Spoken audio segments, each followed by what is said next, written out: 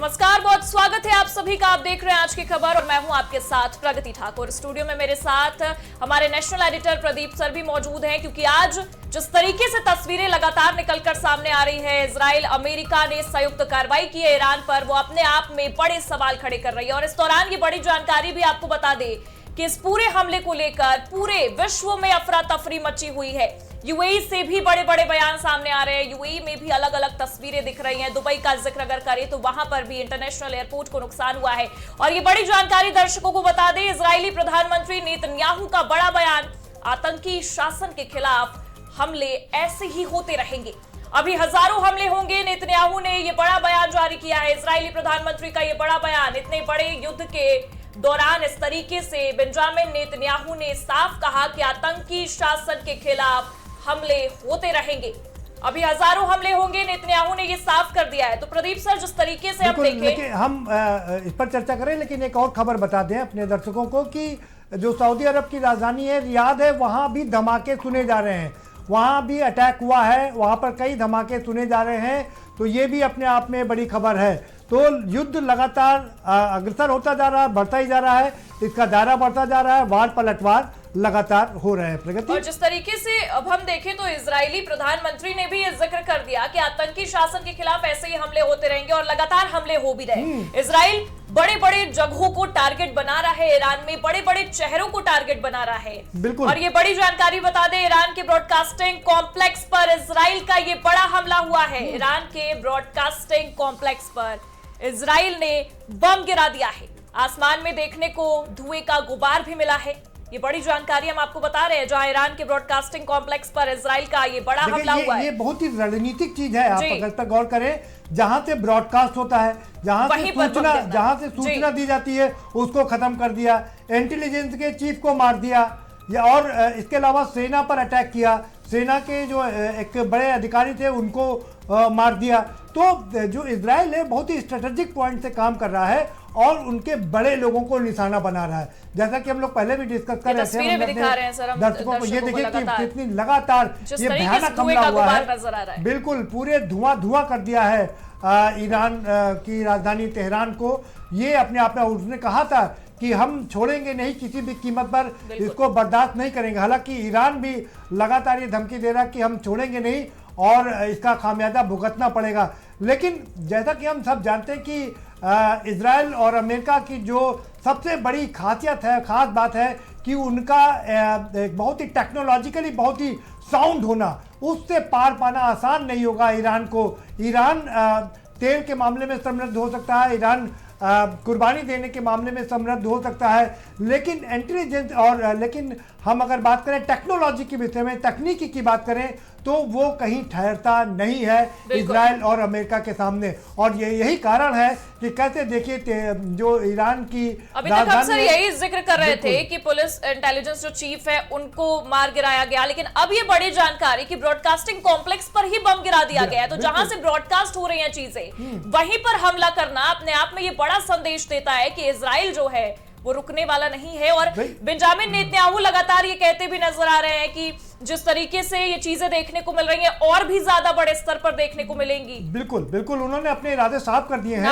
और कि अगर ईरान नहीं रुकेगा तो हम भी रुकने वाले नहीं है, इसको खत्म करके मानेंगे। लेकिन उसकी बड़ी बात यह है कि वो सारे स्ट्रेटेजिक पॉइंट पर अटैक कर रहा है और उनके बड़े लोगों को निशाना बना रहा है, जिससे कि ईरान अब देश दुनिया में ये मैसेज ना देने पाए कि इजराइल और अमेरिका ने आम आदमी को निशाना बनाया है। इसीलिए देखिए उनके पीआईओ के हेड को मारा, उनके ब्रॉडकास्टिंग सिस्टम को तहस नहस कर दिया, उनका जो एक रडार सिस्टम है, सबसे पहले अमेरिका ने उस रडार सिस्टम को खत्म किया, उसके बाद यहाँ पर अटैक किया और उनके सबसे बड़े नेता जो 40 साल से लड़ रहे थे, सीना तान के खड़े हुए थे, बुजुर्ग होने के बाद भी वो अड़े हुए थे, उनको मार गिराने में कामयाबी हासिल की। तो सारे बड़े लोगों को निशाना बना जा रहा। और अब जिस तरीके से अटैक किया है उस राजधानी को पूरा धुआं कर दिया है। तेहरान पे एक बड़े हमले का जो वीडियो भी सामने आया है वो भी खौफनाक है कि किस तरीके से हमले पर हमला हो रहा है। आसमान में धुएं के गुबार लगातार देखने को मिल रहे हैं। तस्वीरें भी हम दर्शकों को दिखा रहे हैं, क्योंकि ये जो युद्ध है ये बड़े स्तर पर पहुंचता जा रहा है। एक और खबर बता दें, ईरान के एयरपोर्ट पर भी हमला हुआ गया है। ये अभी तक की बड़ी खबर है कि ईरान के एयरपोर्ट मसहत पर भी एक हमला हो गया है। यानी कि जो हम अभी तक चर्चा कर रहे थे प्रगति की स्ट्रेटेजिक पॉइंट पर अटैक कर रहा है, ये भी एक बड़ा स्ट्रेटेजिक पॉइंट है कि उनका एयरफोर्स कोई काम ना कर पाए। पहले ही रडार सिस्टम खत्म कर दिया गया है और अब उनके उस पट्टी पर भी अटैक कर दिया गया है। एयरफोर्स की जो पट्टी है, एयरफोर्स है, उस पर आक्रमण कर दिया गया है जिससे कि वहां से कोई उड़ान ना भर पाए। यानी कि इजराइल पूरी तरीके से स्वतंत्र है, वो कभी भी किसी भी समय अपनी एयरफोर्स को लेकर के ईरान में घुस सकता है, वहां अटैक कर सकता है, लोगों को मार सकता है। लेकिन ईरान अब अपनी एयरफोर्स का इस्तेमाल नहीं कर पाएगा। हालांकि ईरान ने इसके पहले ही अपने सारे जहाज़ों को ग्राउंडेड कर दिया था और अपनी पट्टी को मना कर दिया था, वहां से कोई जहाज नहीं उड़ेगा, क्योंकि उनको शायद पता था कि उसका अटैक हो सकता है। और वही हुआ, स्ट्रेटेजिक पॉइंट पर अटैक किया है, जो जहां पर वो हवाई पट्टी है उस पर अटैक किया और उसको तहस नहस कर दिया है। और एक तरीके से देखिए सर, तो अभी थोड़ी देर पहले ही बेंजामिन नेतन्याहू ने ये बयान भी दिया कि अभी हजारों हमले होंगे और ये हमले की तस्वीरें भी लगातार निकलकर सामने आ रही है। आपने भी जिक्र किया कि कहीं ना कहीं एयरपोर्ट पर को भी निशाना बना दिया गया, ब्रॉडकास्टिंग कॉम्प्लेक्स को भी निशाना बना दिया गया। तो ये स्ट्रैटेजी जो है इजराइल की, ये बड़े बड़े जगहों पर निशाना बनाने की, और इसमें जो ईरान की नींव हिलाने की बात लगातार बेंजामिन नेतन्याहू कर रहे हैं या डोनाल्ड ट्रंप कर रहे हैं, वो तस्वीरें भी दिखती नजर आ रही हैं। बिल्कुल, ईरान भी जवाबी कार्रवाई कर रहा है, लेकिन इजराइल की तरफ से ये हमला होना अपने आप में एक बड़ी बात देखी जा रही है। देखिए, पूरी रणनीति के साथ में ये हमला किया गया, पूरे पुख्ता सबूतों के साथ में ये हमला किया गया है। एक एक चीज की जानकारी है और उन्हें पता है कि कब कहां पर कैसे आक्रमण करना है। कितना शानदार तरीके से ये पूरा गेम प्लान तैयार किया गया है कि वो आते हैं, इजराइल आता है, अटैक कर करके निकल जाता है और कोई उसको रोकने वाला नहीं है। ईरान भी अटैक कर रहा है, लेकिन उसका जो फायर पावर है वो इतना कामयाब नहीं हो पा रहा है। हालांकि नुकसान दिखाने की कोशिश कर रहा है कि वो लड़ रहा है, लेकिन असली नुकसान ईरान का हो चुका है। उसके 5 बड़े नेता, उसके जो PIO के जो हेड हैं, उसके इंटेलिजेंस के जो हेड हैं, वो मारे जा चुके हैं। एयर पट्टी उनकी पूरी तरीके से बर्बाद की जा चुकी है। इंटेलिजेंस का ब्यूरो पूरी तरीके से बर्बाद किया जा चुका है। ब्रॉडकास्टिंग सिस्टम को नेस्तनाबूद किया जा चुका है और इजराइल बड़े आसानी से घुस करके मार करके वहां पर जा रहा है। तो अभी तक हम जो देख पा रहे हैं कि अमेरिका और इजराइल बढ़त बनाए हुए हैं और वो पूरी तरीके से ईरान पर हावी होते नजर आ रहे हैं। और लगातार जिस तरीके से ये हमले हो रहे हैं, उसमें एक तरफ इजराइल तो ईरान पर हमला कर रहा है, लेकिन ईरान जो है वो और भी तमाम जगहों पर और भी तमाम देशों पर, जैसे कि हमने ये जिक्र भी किया था सर आगे की इनपुट जिस तरीके से UAE ने पहुंचाया, उसका खामियाजा भुगतने को भी मिल रहा है। लेकिन उसका खामियाजा जो वहां पर आम जनता है, जो जिनकी कोई गलती नहीं है, जो निर्दोष है, उन्हें इसका खामियाजा भुगतना पड़ रहा है। सिविलियंस जो हैं वो निशाना बनते नजर आ रहे हैं। तो ये कहीं ना कहीं विश्व युद्ध की तरफ और भी ज्यादा, तीसरे विश्व युद्ध की तरफ बढ़ता नजर आ रहा है। हालांकि अगर हम लगातार ये जिक्र भी कर रहे हैं कि सीज फायर को लेकर क्या चीजें, क्या भूमिका होगी, लेकिन बेंजामिन नेतन्याहू का इसी बीच ये बयान निकलकर सामने आना कि अभी आतंक के खिलाफ और भी हजारों हमले होंगे, ये साफ दर्शा रहा है सर कि सीज फायर की उम्मीद इस बीच लगाना नामुमकिन ही है। नहीं, दोनों तरफ चल रही कोशिश है, दोनों तरफ, हर तरफ से कोशिश चल रही है। रणनीति होती है, ये रणनीति का हिस्सा है कि बातचीत भी जारी रखी जाए और अटैक भी किया जाए। अटैक इतना भयानक हो कि दुश्मन को लगे कि इससे बच पाना मुश्किल है, और यही कारण है कि दोनों चीजें साथ में लगातार चल रही हैं। लेकिन अटैक की अगर हम बात करें तो ईरान ने भी कई जगह पर नुकसान पहुंचाया है, अच्छा नुकसान पहुंचाया है, और पूरे विश्व में कई जगह पर हमदर्दी भी बटोरी है, जिसका फल है। देखिए, इंडिया में भी विरोध प्रदर्शन हो रहा है, POK में प्रदर्शन हो रहा है, पाकिस्तान में प्रदर्शन हो रहा है। हालांकि अफगानिस्तान से अभी तक ऐसी कोई खबर नहीं आई है, लेकिन बाकी के देशों में क्या हो रहा है इस पर भी हमें नजर रखनी पड़ेगी। लेकिन जो सबसे बड़ी बात यह है कि हम जो सुबह से चर्चा कर रहे हैं, और ये बड़ी जानकारी हम दर्शकों को दे दें सर, पाकिस्तान में अमेरिका के खिलाफ जोरदार प्रदर्शन देखने को मिला है। बिल्कुल, कई शहरों में अमेरिका के खिलाफ सड़कों पर लोग उतर आए हैं, प्रदर्शन करते दिख रहे हैं। अमेरिकी कॉन्सुलेट्स के बाहर लोग लगातार प्रदर्शन कर रहे हैं। अमेरिका ने पाकिस्तान में अपने नागरिकों को अलर्ट तक कर दिया है। लाहौर, कराची और जो उसके साथ और भी तमाम जो बड़े शहर है वहां से प्रदर्शन की तस्वीरें लगातार निकलकर सामने आ रही है। मतलब एक तरीके से सर ये साफ है कि पाकिस्तान में जोरदार प्रदर्शन दिख रहा है। हमने लाहौर की तस्वीरें दिखा दी, हमने कराची की, और भी तमाम बड़े शहर है जहां से ये प्रदर्शन दिख रहा है और अमेरिका ने अपने नागरिकों को भी अलर्ट करके रख दिया है। इसीलिए देखिए ये पाकिस्तान के लिए बहुत ही मुश्किलों भरा वक्त है। पाकिस्तान एक और जहां अफगानिस्तान से लड़ रहा है, लगातार 2 दिन से युद्ध चल रहा था। हाँ। और तमाम लोग दोनों तरफ से मारे जा रहे थे, तो वहीं ये जो नया और फ्रेश अटैक है ये पाकिस्तान को मुश्किलों में खड़ा कर देगा, क्योंकि जिस तरीके से अमेरिका के कौंसुलेट पर अटैक हुआ है वो अमेरिका किसी भी कीमत पर बर्दाश्त नहीं करेगा। देखिए अमेरिका ने पाकिस्तान को सपोर्ट किया है, वो इसलिए सपोर्ट किया क्योंकि जिस तरह अफगानिस्तान ने पाकिस्तान पर अटैक किया तो अमेरिका ने पाकिस्तान पर सपोर्ट को इस तरह कह के सपोर्ट किया कि आपको बदला लेने का अधिकार है, यानी कि अपना हाथ अमेरिका ने पाकिस्तान के ऊपर रख दिया। और यही कारण है कि अफगानिस्तान में अभी तक कोई भी सुगबुगाहट नजर नहीं आ रही। लेकिन जिस तरह से अटैक हुआ है, जिस तरीके से अमेरिका के कौंसुलेट पर अटैक हुआ है, वहां पर लोग फिर मारे गए हैं। अब सवालिया निशान ये खड़ा हो रहा है कि पाकिस्तान की जो सुरक्षा एजेंसियां हैं वो कर क्या रही थी, आखिर इतनी हिंसक प्रदर्शन वहां पर हुआ कैसे, लोग वहां पहुंचे कैसे। अभी बड़ी बात यह है कि खबर नहीं आई है कि वहां क्या किसी अमेरिकी का नुकसान हुआ है या नहीं हुआ है। जिस समय ये अटैक हुआ था उस समय क्या दूतावास में वो लोग मौजूद थे, उनके एम्बेसडर वहां पर मौजूद थे या नहीं मौजूद थे, कर्मचारी वहां मौजूद थे या नहीं मौजूद थे, इस बात का अभी पता नहीं चल पाया है। लेकिन इस बात में कोई शक नहीं कि अमेरिका की नाराजगी इसको लेकर के काफ़ी बढ़ सकती है, क्योंकि पाकिस्तान में जिस तरीके से अटैक हो रहे हैं, प्रदर्शन हो रहे हैं, वो उसको कभी भी अमेरिका बर्दाश्त नहीं करेगा। तो पाकिस्तान के लिए इस समय मुश्किल भरा दौर है, उसके लिए मुश्किल भरा दौर है कि वो अफगानिस्तान से भी लड़ रहा है, दूसरी ओर बलूचिस्तान उससे अलग हटने की तैयारी कर रहा है, वहाँ लगातार विद्रोह हो रहे हैं, उसको दबाने की कोशिश कर रहा है। और ये जो फ्रेश अटैक है, जो अमेरिकी कौंसुलेट पर अटैक है, जो हिंसक प्रदर्शन है, उसने उनकी मुश्किलों में काफी इजाफा कर दिया है। और एक तरीके से देखा जाए तो सर केवल एक शहर में नहीं, पाकिस्तान के ऐसे कई बड़े शहर हैं जहां पर अमेरिकी कौंसुलेट्स को निशाना बनाया गया, उसकी तरफ लोग बाहर प्रदर्शन करते भी नजर आ रहे हैं और कई शहर में अमेरिका के खिलाफ सड़कों पर लोग उतर चुके हैं। तो अमेरिका ने भी हालांकि अपने नागरिकों को अलर्ट कर दिया है, लेकिन पाकिस्तान से इस तरीके से तस्वीरें निकलकर सामने आना अमेरिका के खिलाफ ये अपने आप में बेहद चौंकाने वाला है। एक और बड़ी खबर बता दें, ओमान में भी अटैक कर दिया है ईरान ने और वहां पर 4 लोगों की मौत हो गई है।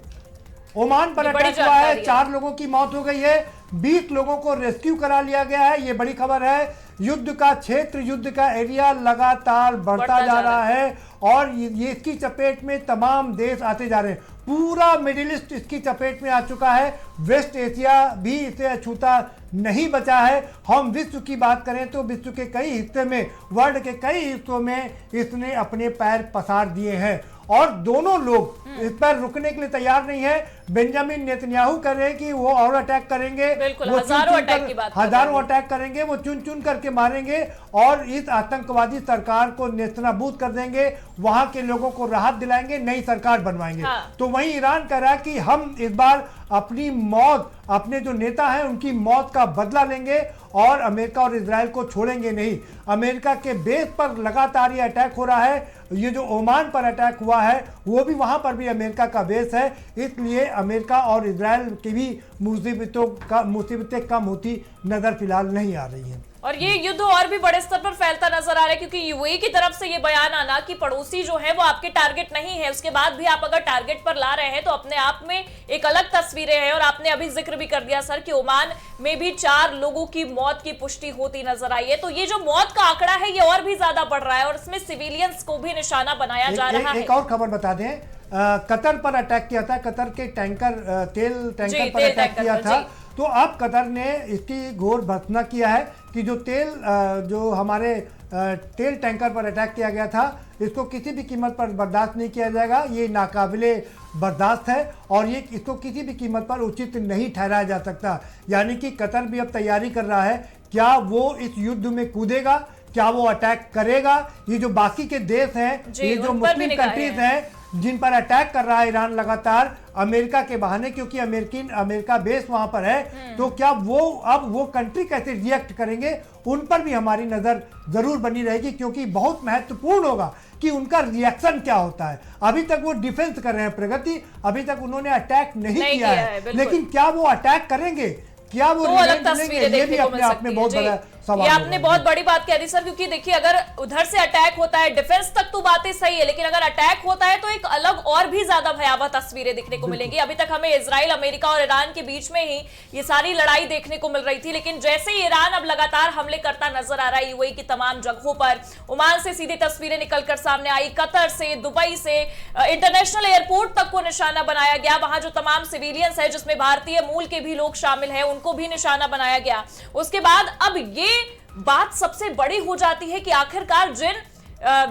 देशों को निशाना बनाया जा रहा है उसकी तरफ से अटैक अगर होता है तो क्या तस्वीरें रहेंगी, क्या नजारा रहेगा, क्योंकि और भी ज्यादा युद्ध बड़े स्तर पर फैलता नजर आएगा। क्योंकि बेंजामिन नेतन्याहू का यह बयान सीधा और सटीक है, साफ है कि अभी और हजारों हमले होंगे, हजारों अटैक होंगे, इतनी जल्दी ये युद्ध शांत होने वाला नहीं है। लेकिन ये सबसे बड़ी बात है प्रगति की देखो, इसमें अभी जो बड़े देश हैं वो अपने आप को उन्होंने संयमित रखा है, कोई भी बयान नहीं दे रहे हैं। सिर्फ हम चाइना की बात करें जो दूसरी पावर शक्ति बनने की कोशिश कर रहा है, आर्थिक रूप से वो बहुत संपन्न है, लेकिन उसका एक बहुत छोटा सा बयान आता है और बहुत ही सटीक टिप्पणी कर करके वो शांत हो जाता है। बाकी के देश ने अभी इस पर चुप्पी साध रखी है, ना रसिया ने इस पर कोई अभी अपना बयान दिया। आज की मैं बात करूं, कल तक वो कोशिश कर रहा था, लेकिन आज उसकी क्या प्रतिक्रिया है, वो नई प्रतिक्रिया कोई नहीं दे रहा है। और नॉर्थ कोरिया की अगर हम बात करें, वो उसने भी एकदम एक चुप्पी साध रखी है।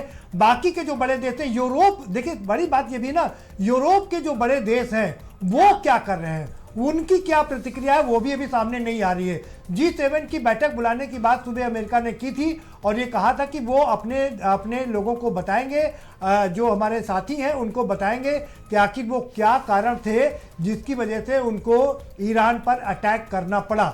और उनकी अमेरिका की इस बात पर की पुष्टि तब हो जाती है जब ईरान ने ये बात कही कि वो केमिकल वेपन्स का इस्तेमाल करेगा। तो इसका मतलब क्या केमिकल वेपन उसने बनाया था, क्या परमाणु हथियार बनाने की कगार पे था? क्योंकि याद होगा आपको, जब इसके पहले अटैक किया था अमेरिका और इजराइल ने मिल करके, तो उस समय भी ये कहा गया था कि जो परमाणु बनाने का जो सामान होता है, उसको वो 500 किलोग्राम उसको अलग हटा करके उसने रख लिया था, उसमें वो खराब नहीं हो पाया था। तो क्या ईरान ने परमाणु बम बना लिया है और क्या वो परमाणु बम का इस्तेमाल करेगा, ये अपने आप में बड़ा सवाल है। उस वक्त भी ईरान ने कहा था कि हम शांत रहने वाले नहीं हैं, लेकिन अब जो सीधे तस्वीरें निकलकर सामने आई वो थोड़ी अलग नजर आई, क्योंकि सुप्रीम लीडर को ही सीधे निशाना बना लिया गया और उसके बाद अब और भी ज्यादा भयावह तस्वीरें हैं, हमले पर हमले हो रहे हैं, युद्ध पर युद्ध और भी ज्यादा तेजी से बढ़ता नजर आ रहा है। और आपने सर ये जो जिक्र किया कि अब जो मुख्य देश है जो राष्ट्र के तौर पर आगे बढ़ते और भी नजर आ रहे हैं, चाहे हम रशिया की बात कर ले, चीन की बात कर ले, और क्यों ना हम भारत का भी जिक्र कर ले, उनकी क्या भूमिका होगी इस पर भी सबकी निगाहें टिकी हुई हैं। क्योंकि भारत में विपक्ष की क्या भूमिका है ये सबके सामने आ गई है। प्रियंका गांधी ने बकायदा अपने सोशल मीडिया हैंडल एक्स पर पोस्ट करते हुए कहा कि निर्दोष जो हैं उन्हें अगर निशाना बनाया जा रहा है तो ये लोकतंत्र नहीं है, और उन्होंने कड़ी निंदा भी कर दी इस बात की। लेकिन भारत सरकार की क्या भूमिका है ये देखना दिलचस्प रहेगा। भारत सरकार क्या मोड़ लेकर आती है इस पूरे युद्ध में और किस तरीके से अपने लोगों, अपने मूल के लोगों को वो वहां से वापस लेकर आती है। क्योंकि दुबई में लगातार अटैक हो रहे हैं, एयरपोर्ट से तस्वीरें निकलकर सामने आ रही हैं जहां भारतीय मूल के लोग भी फंसे हुए हैं। तो भारत सरकार की प्रतिक्रिया पर भी सबकी नजर है, भूमिका पर भी सबकी नजर है, और चीन और रशिया की क्या भूमिका होती है ये भी देखना दिलचस्प रहेगा। बिल्कुल, देखिए भारत ने अभी अपनी स्थिति बहुत ही संयमित तरीके से रखी है और उन्होंने न किसी के पाले में वो नजर नहीं आ रहे हैं, बहुत संयमित तरीके से बात की कि शांति होनी चाहिए। और यही बात अभी चाइना ने भी कही, उसी बात को उन्होंने कहा कि समझौता होना चाहिए, शांति बरकरार रहनी चाहिए, क्योंकि युद्ध किसी भी समस्या का समाधान नहीं है। इससे सभी का नुकसान होता है, इससे पर्यावरण का भी नुकसान होगा, उससे देश के लोगों का भी नुकसान होगा, आर्थिक नुकसान भी होगा। तो ये इस तरह से सब तरह से इसका नुकसान होगा इसलिए इसको किसी भी कीमत पर इसे जायज़ नहीं ठहराया जा सकता। लेकिन अभी खुलकर किसी ने ये बात नहीं कही है कि आगे वो क्या करेंगे, क्योंकि जिस तरीके से दोनों देश लगे हुए हैं और दोनों देश ना सिर्फ जो जबानी पलटवार कर रहे हैं, बल्कि वास्तविक रूप से वार और पलटवार हो रहा है। ईरान भी वार कर रहा है और इजराइल भी पलटवार कर रहा है। इजराइल भी तेहरान में घुस करके वार कर रहा है। सवाल सबसे बड़ा ये है जो हम इस पहले चर्चा कर रहे थे इससे पहले, कि क्या ईरान ने परमाणु बम बना लिया है? ये बड़ा सवाल है। क्या ईरान लेथल वेपन का इस्तेमाल करेगा? क्या ईरान केमिकल वेपन्स का इस्तेमाल करेगा? अगर वो करता है तो ये अपने आप में सबसे बड़ी खबर होगी, क्योंकि उसके बाद अमेरिका चुप नहीं बैठेगा। हमने पहले भी अपने लोगों को बताया कि अमेरिका एक ऐसा देश है कि जो उसके लोगों को नुकसान पहुंचाता है उसको वो छोड़ता नहीं है, उसको वो बहुत दूर तक के ले जा करके मारता है।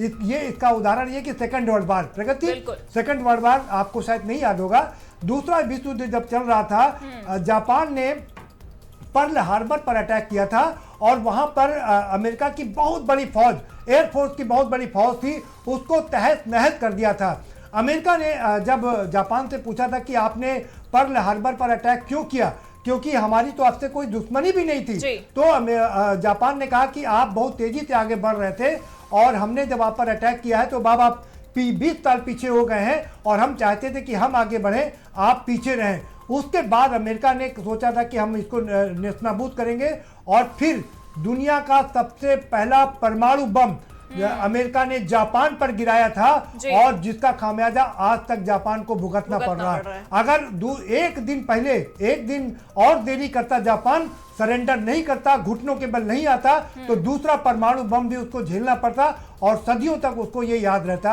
आज तक उसको, जापान को परमाणु बम की मार याद है और यही कारण है कि वहां पर सेना अभी तक नहीं बना पाया है। वो अपनी, उसकी रक्षा प्रणाली जो है पूरी तरीके से अमेरिका के हाथ में है। तो इसलिए अगर ईरान अटैक करता है, मैं आता हूं वापस अपनी बात पर, अगर ईरान लेथल वेपन का इस्तेमाल करता है, केमिकल वेपन का इस्तेमाल करता है, परमाणु बम का इस्तेमाल करता है, तो अमेरिका मजबूर होगा, वो बिल्कुल हिचकिचाएगा नहीं, वो बिल्कुल हेजिटेट नहीं करेगा, वो परमाणु बम का इस्तेमाल करेगा, जिसका खामियाजा ईरान को वर्षों तक भुगतना पड़ेगा और ईरान की जनता को भुगतना पड़ेगा।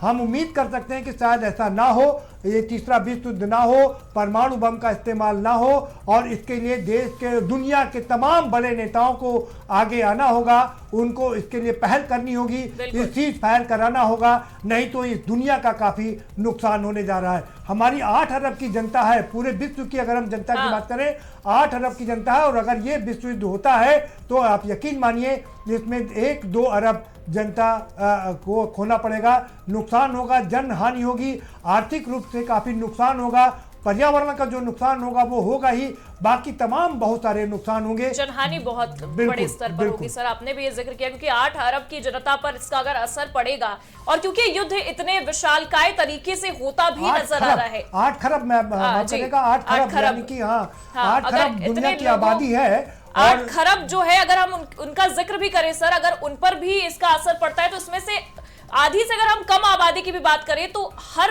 देश से वो तस्वीरें निकलकर सामने आएंगी, क्योंकि विश्व युद्ध अगर होता है तो एक बड़े पैमाने पर आर्थिक नुकसान होता है, जनहानि होती है और पर्यावरण का आपने जिक्र कर ही दिया, उसकी अगर हम बात करें तो वो एक अलग स्तर पर नुकसान होता नजर आता है। पर ये जो युद्ध है इसे रुकवाना जरूरी हो चुका है और उन्हीं बड़े चेहरों पर अब सबकी निगाहें टिकी हुई हैं कि कौन पहले आकर पहल करता है, किस तरीके से इस पूरे मामले पर शांति की पहल निकलकर सामने आती है। क्योंकि अमेरिका से अगर तस्वीरें हम देखें तो तमाम जगहों पर जब जब युद्ध हुआ तो अमेरिका ने सीज फायर को लेकर कदम बढ़ाया, पर इस वक्त अमेरिका इजराइल के समर्थन में खुद खड़ा हुआ नजर आ रहा है। इजराइल लगातार ईरान के बड़े बड़े जगहों पर टारगेट करता नजर आ रहा है, तेहरान पर हमला हो रहा है और प्रदर्शन लगातार जारी है। जंग छिड़ी हुई है, खामेनेई के अंत को लेकर विरोध भी देखने को मिल रहा है।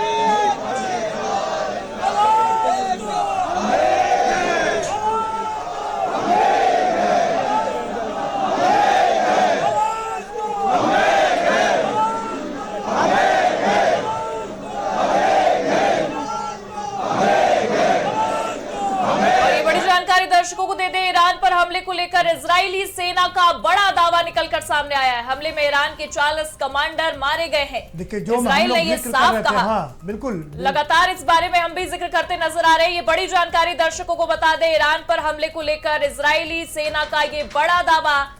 हमले में ईरान के 40 कमांडर मारे गए हैं। इजराइल की तरफ से ये बड़ा दावा किया गया है कि ईरान के 40 कमांडर मारे गए हैं। इजराइल के ईरान पर ताबड़तोड़ हमले लगातार जारी हैं। तस्वीरें लगातार निकलकर सामने आ रही हैं। प्रगति, हम लोग अभी बात कर ही रहे थे कि कैसे इजराइल ने फ्रेश अटैक किया है ईरान की राजधानी पर, और उसका अभी देखिए बयान भी आ गया कि 40 कमांडर मार गिराए। जो हम लोग बात कर रहे थे ना, स्ट्रेटेजिक पॉइंट पर वो अटैक कर रहा है और उसमें काफी हद तक उसको सफलता भी मिल रही है।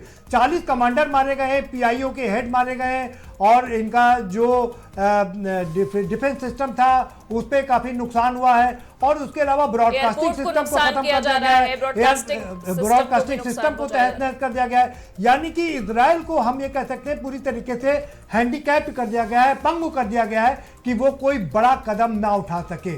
लेकिन इजराइल के ये हमले लगातार जारी हैं। लेकिन इसमें एक बड़ी बात यह है कि जो डर इस बात का है प्रगति कि 47 कंट्रीज हैं। हाँ। 47 बड़ी कंट्रीज हैं। यूं तो हम बात करें तो 52 कंट्रीज हैं जहां पर मुस्लिम ज्यादा रहते हैं। मुस्लिम कंट्रीज हैं 52 कंट्रीज की अगर हम बात करें तो, अगर डर इस बात का है कि अगर ये सारी कंट्रीज एक होती हैं तो मुश्किल हो जाएगा, देश दुनिया के लिए मुश्किल हो जाएगा। क्योंकि आप देखिए 200 कंट्रीज में से 1/4 कंट्री मुस्लिम आबादी की मुस्लिम कंट्रीज हैं, और अगर 1/4 कंट्रीज एक हो जाती हैं तो बाकी की 3/4 कंट्रीज कैसे उनको संभालेंगी, ये अपने आप में मुश्किल हो जाएगा। ये अपने आप में एक अलग तरीके का युद्ध होगा।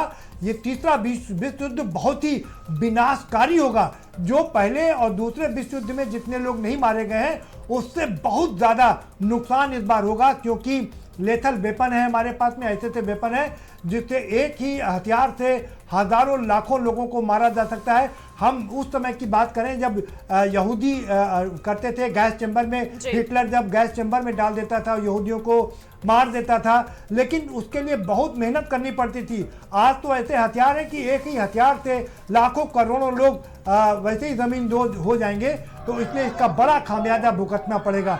तो बड़ी हमारी निगाह इस बात पर भी रहेगी कि ये जो विरोध प्रदर्शन हो रहा है, जो हम विरोध प्रदर्शन दिखा रहे हैं अपनी टीवी स्क्रीन पर देख पा रहे हैं, ये सारे जो मुस्लिम कंट्रीज हैं कहीं एक अगर हो गए तो मुश्किल हो जाएगा विश्व बिरादरी के लिए।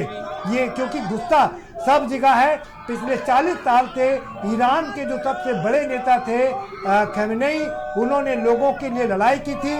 उन्होंने ही गाजा के लिए सबसे पहले आवाज़ उठाई थी, जहां पर इजराइल लगातार अटैक कर रहा था, स्कूल कॉलेजों पर अटैक कर रहा था, जिनोसाइड कर रहा था, उसको हत्या बताई थी उन्होंने और कहा था कि इजराइल जिनोसाइड कर रहा है, और उसने अपनी पूरा हमदर्दी बटोरी थी। और हमारे साथ foreign expert doctor DK Gupta भी जुड़े हुए हैं सर, क्योंकि ये मामला बेहद अगर हम कहें हैरान करने वाला है। अभी अभी ही बयान भी निकलकर सामने आया जिस तरीके से बेंजामिन नेतन्याहू ने ये जिक्र किया कि अभी हजारों हमले और बाकी हैं, आतंकी शासन के खिलाफ हमले होते रहेंगे। और अभी हमने ये तस्वीरें भी दर्शकों को दिखा दी कि विरोध एक तरफ हो रहा है और दूसरी तरफ हमला भी होता दिखाई दे रहा है। और कहीं ना कहीं ये बड़ी जानकारी भी दर्शकों को बता दें, ये बड़ी खबर, आईडीएफ का सर्वोच्च सैन्य अधिकारी मारा गया है इस दौरान। ये बड़ी जानकारी, लेफ्टिनेंट जनरल एयाल जमीर मारा गया है। बिल्कुल, बड़े लोग मारे जा रहे हैं। 40 लोग मारे गए हैं। सेना का मुख्यालय मटकल टावर तबाह किया गया है इस दौरान। ये बड़ी जानकारी हमने दर्शकों को बताई। आईडीएफ का सर्वोच्च सैन्य अधिकारी इस दौरान मारा गया है, लेफ्टिनेंट जनरल एयाल जमीर मारा गया है। तो हमारे साथ sir foreign expert doctor DK Gupta भी जुड़े हुए हैं, उनसे ही इस बात का जिक्र करेंगे क्योंकि बेहद अहम हो जाता है। एक तरफ बड़ा चेहरा है, बड़ा नेता है, वो ये कहता नजर आता है कि हजारों हमले ऐसे ही होते रहेंगे, और दूसरी तरफ ये बड़ी जानकारी कि अगर हम देखें तो ईरान के बड़े बड़े जगहों पर हमला हुआ और एक तरफ से ईरान भी अटैक करता नजर आ रहा है। इजराइल पर भी हमला कर रहा है, लेकिन तमाम जगहों पर भी हमला कर रहा है। तो ये किस तरफ जा रहा है, ये युद्ध कहां तक फैलेगा, ये अपने आप में एक बड़ा सवाल बनता दिखाई दे रहा है। जी जी, मुझसे पूछ रहे हैं आप? जी जी सर। जी जी, देखिए, मुझे लग रहा है कि ये युद्ध जो है 4 या 5 या 6 दिन या मैक्सिमम 7 दिन जाएगा।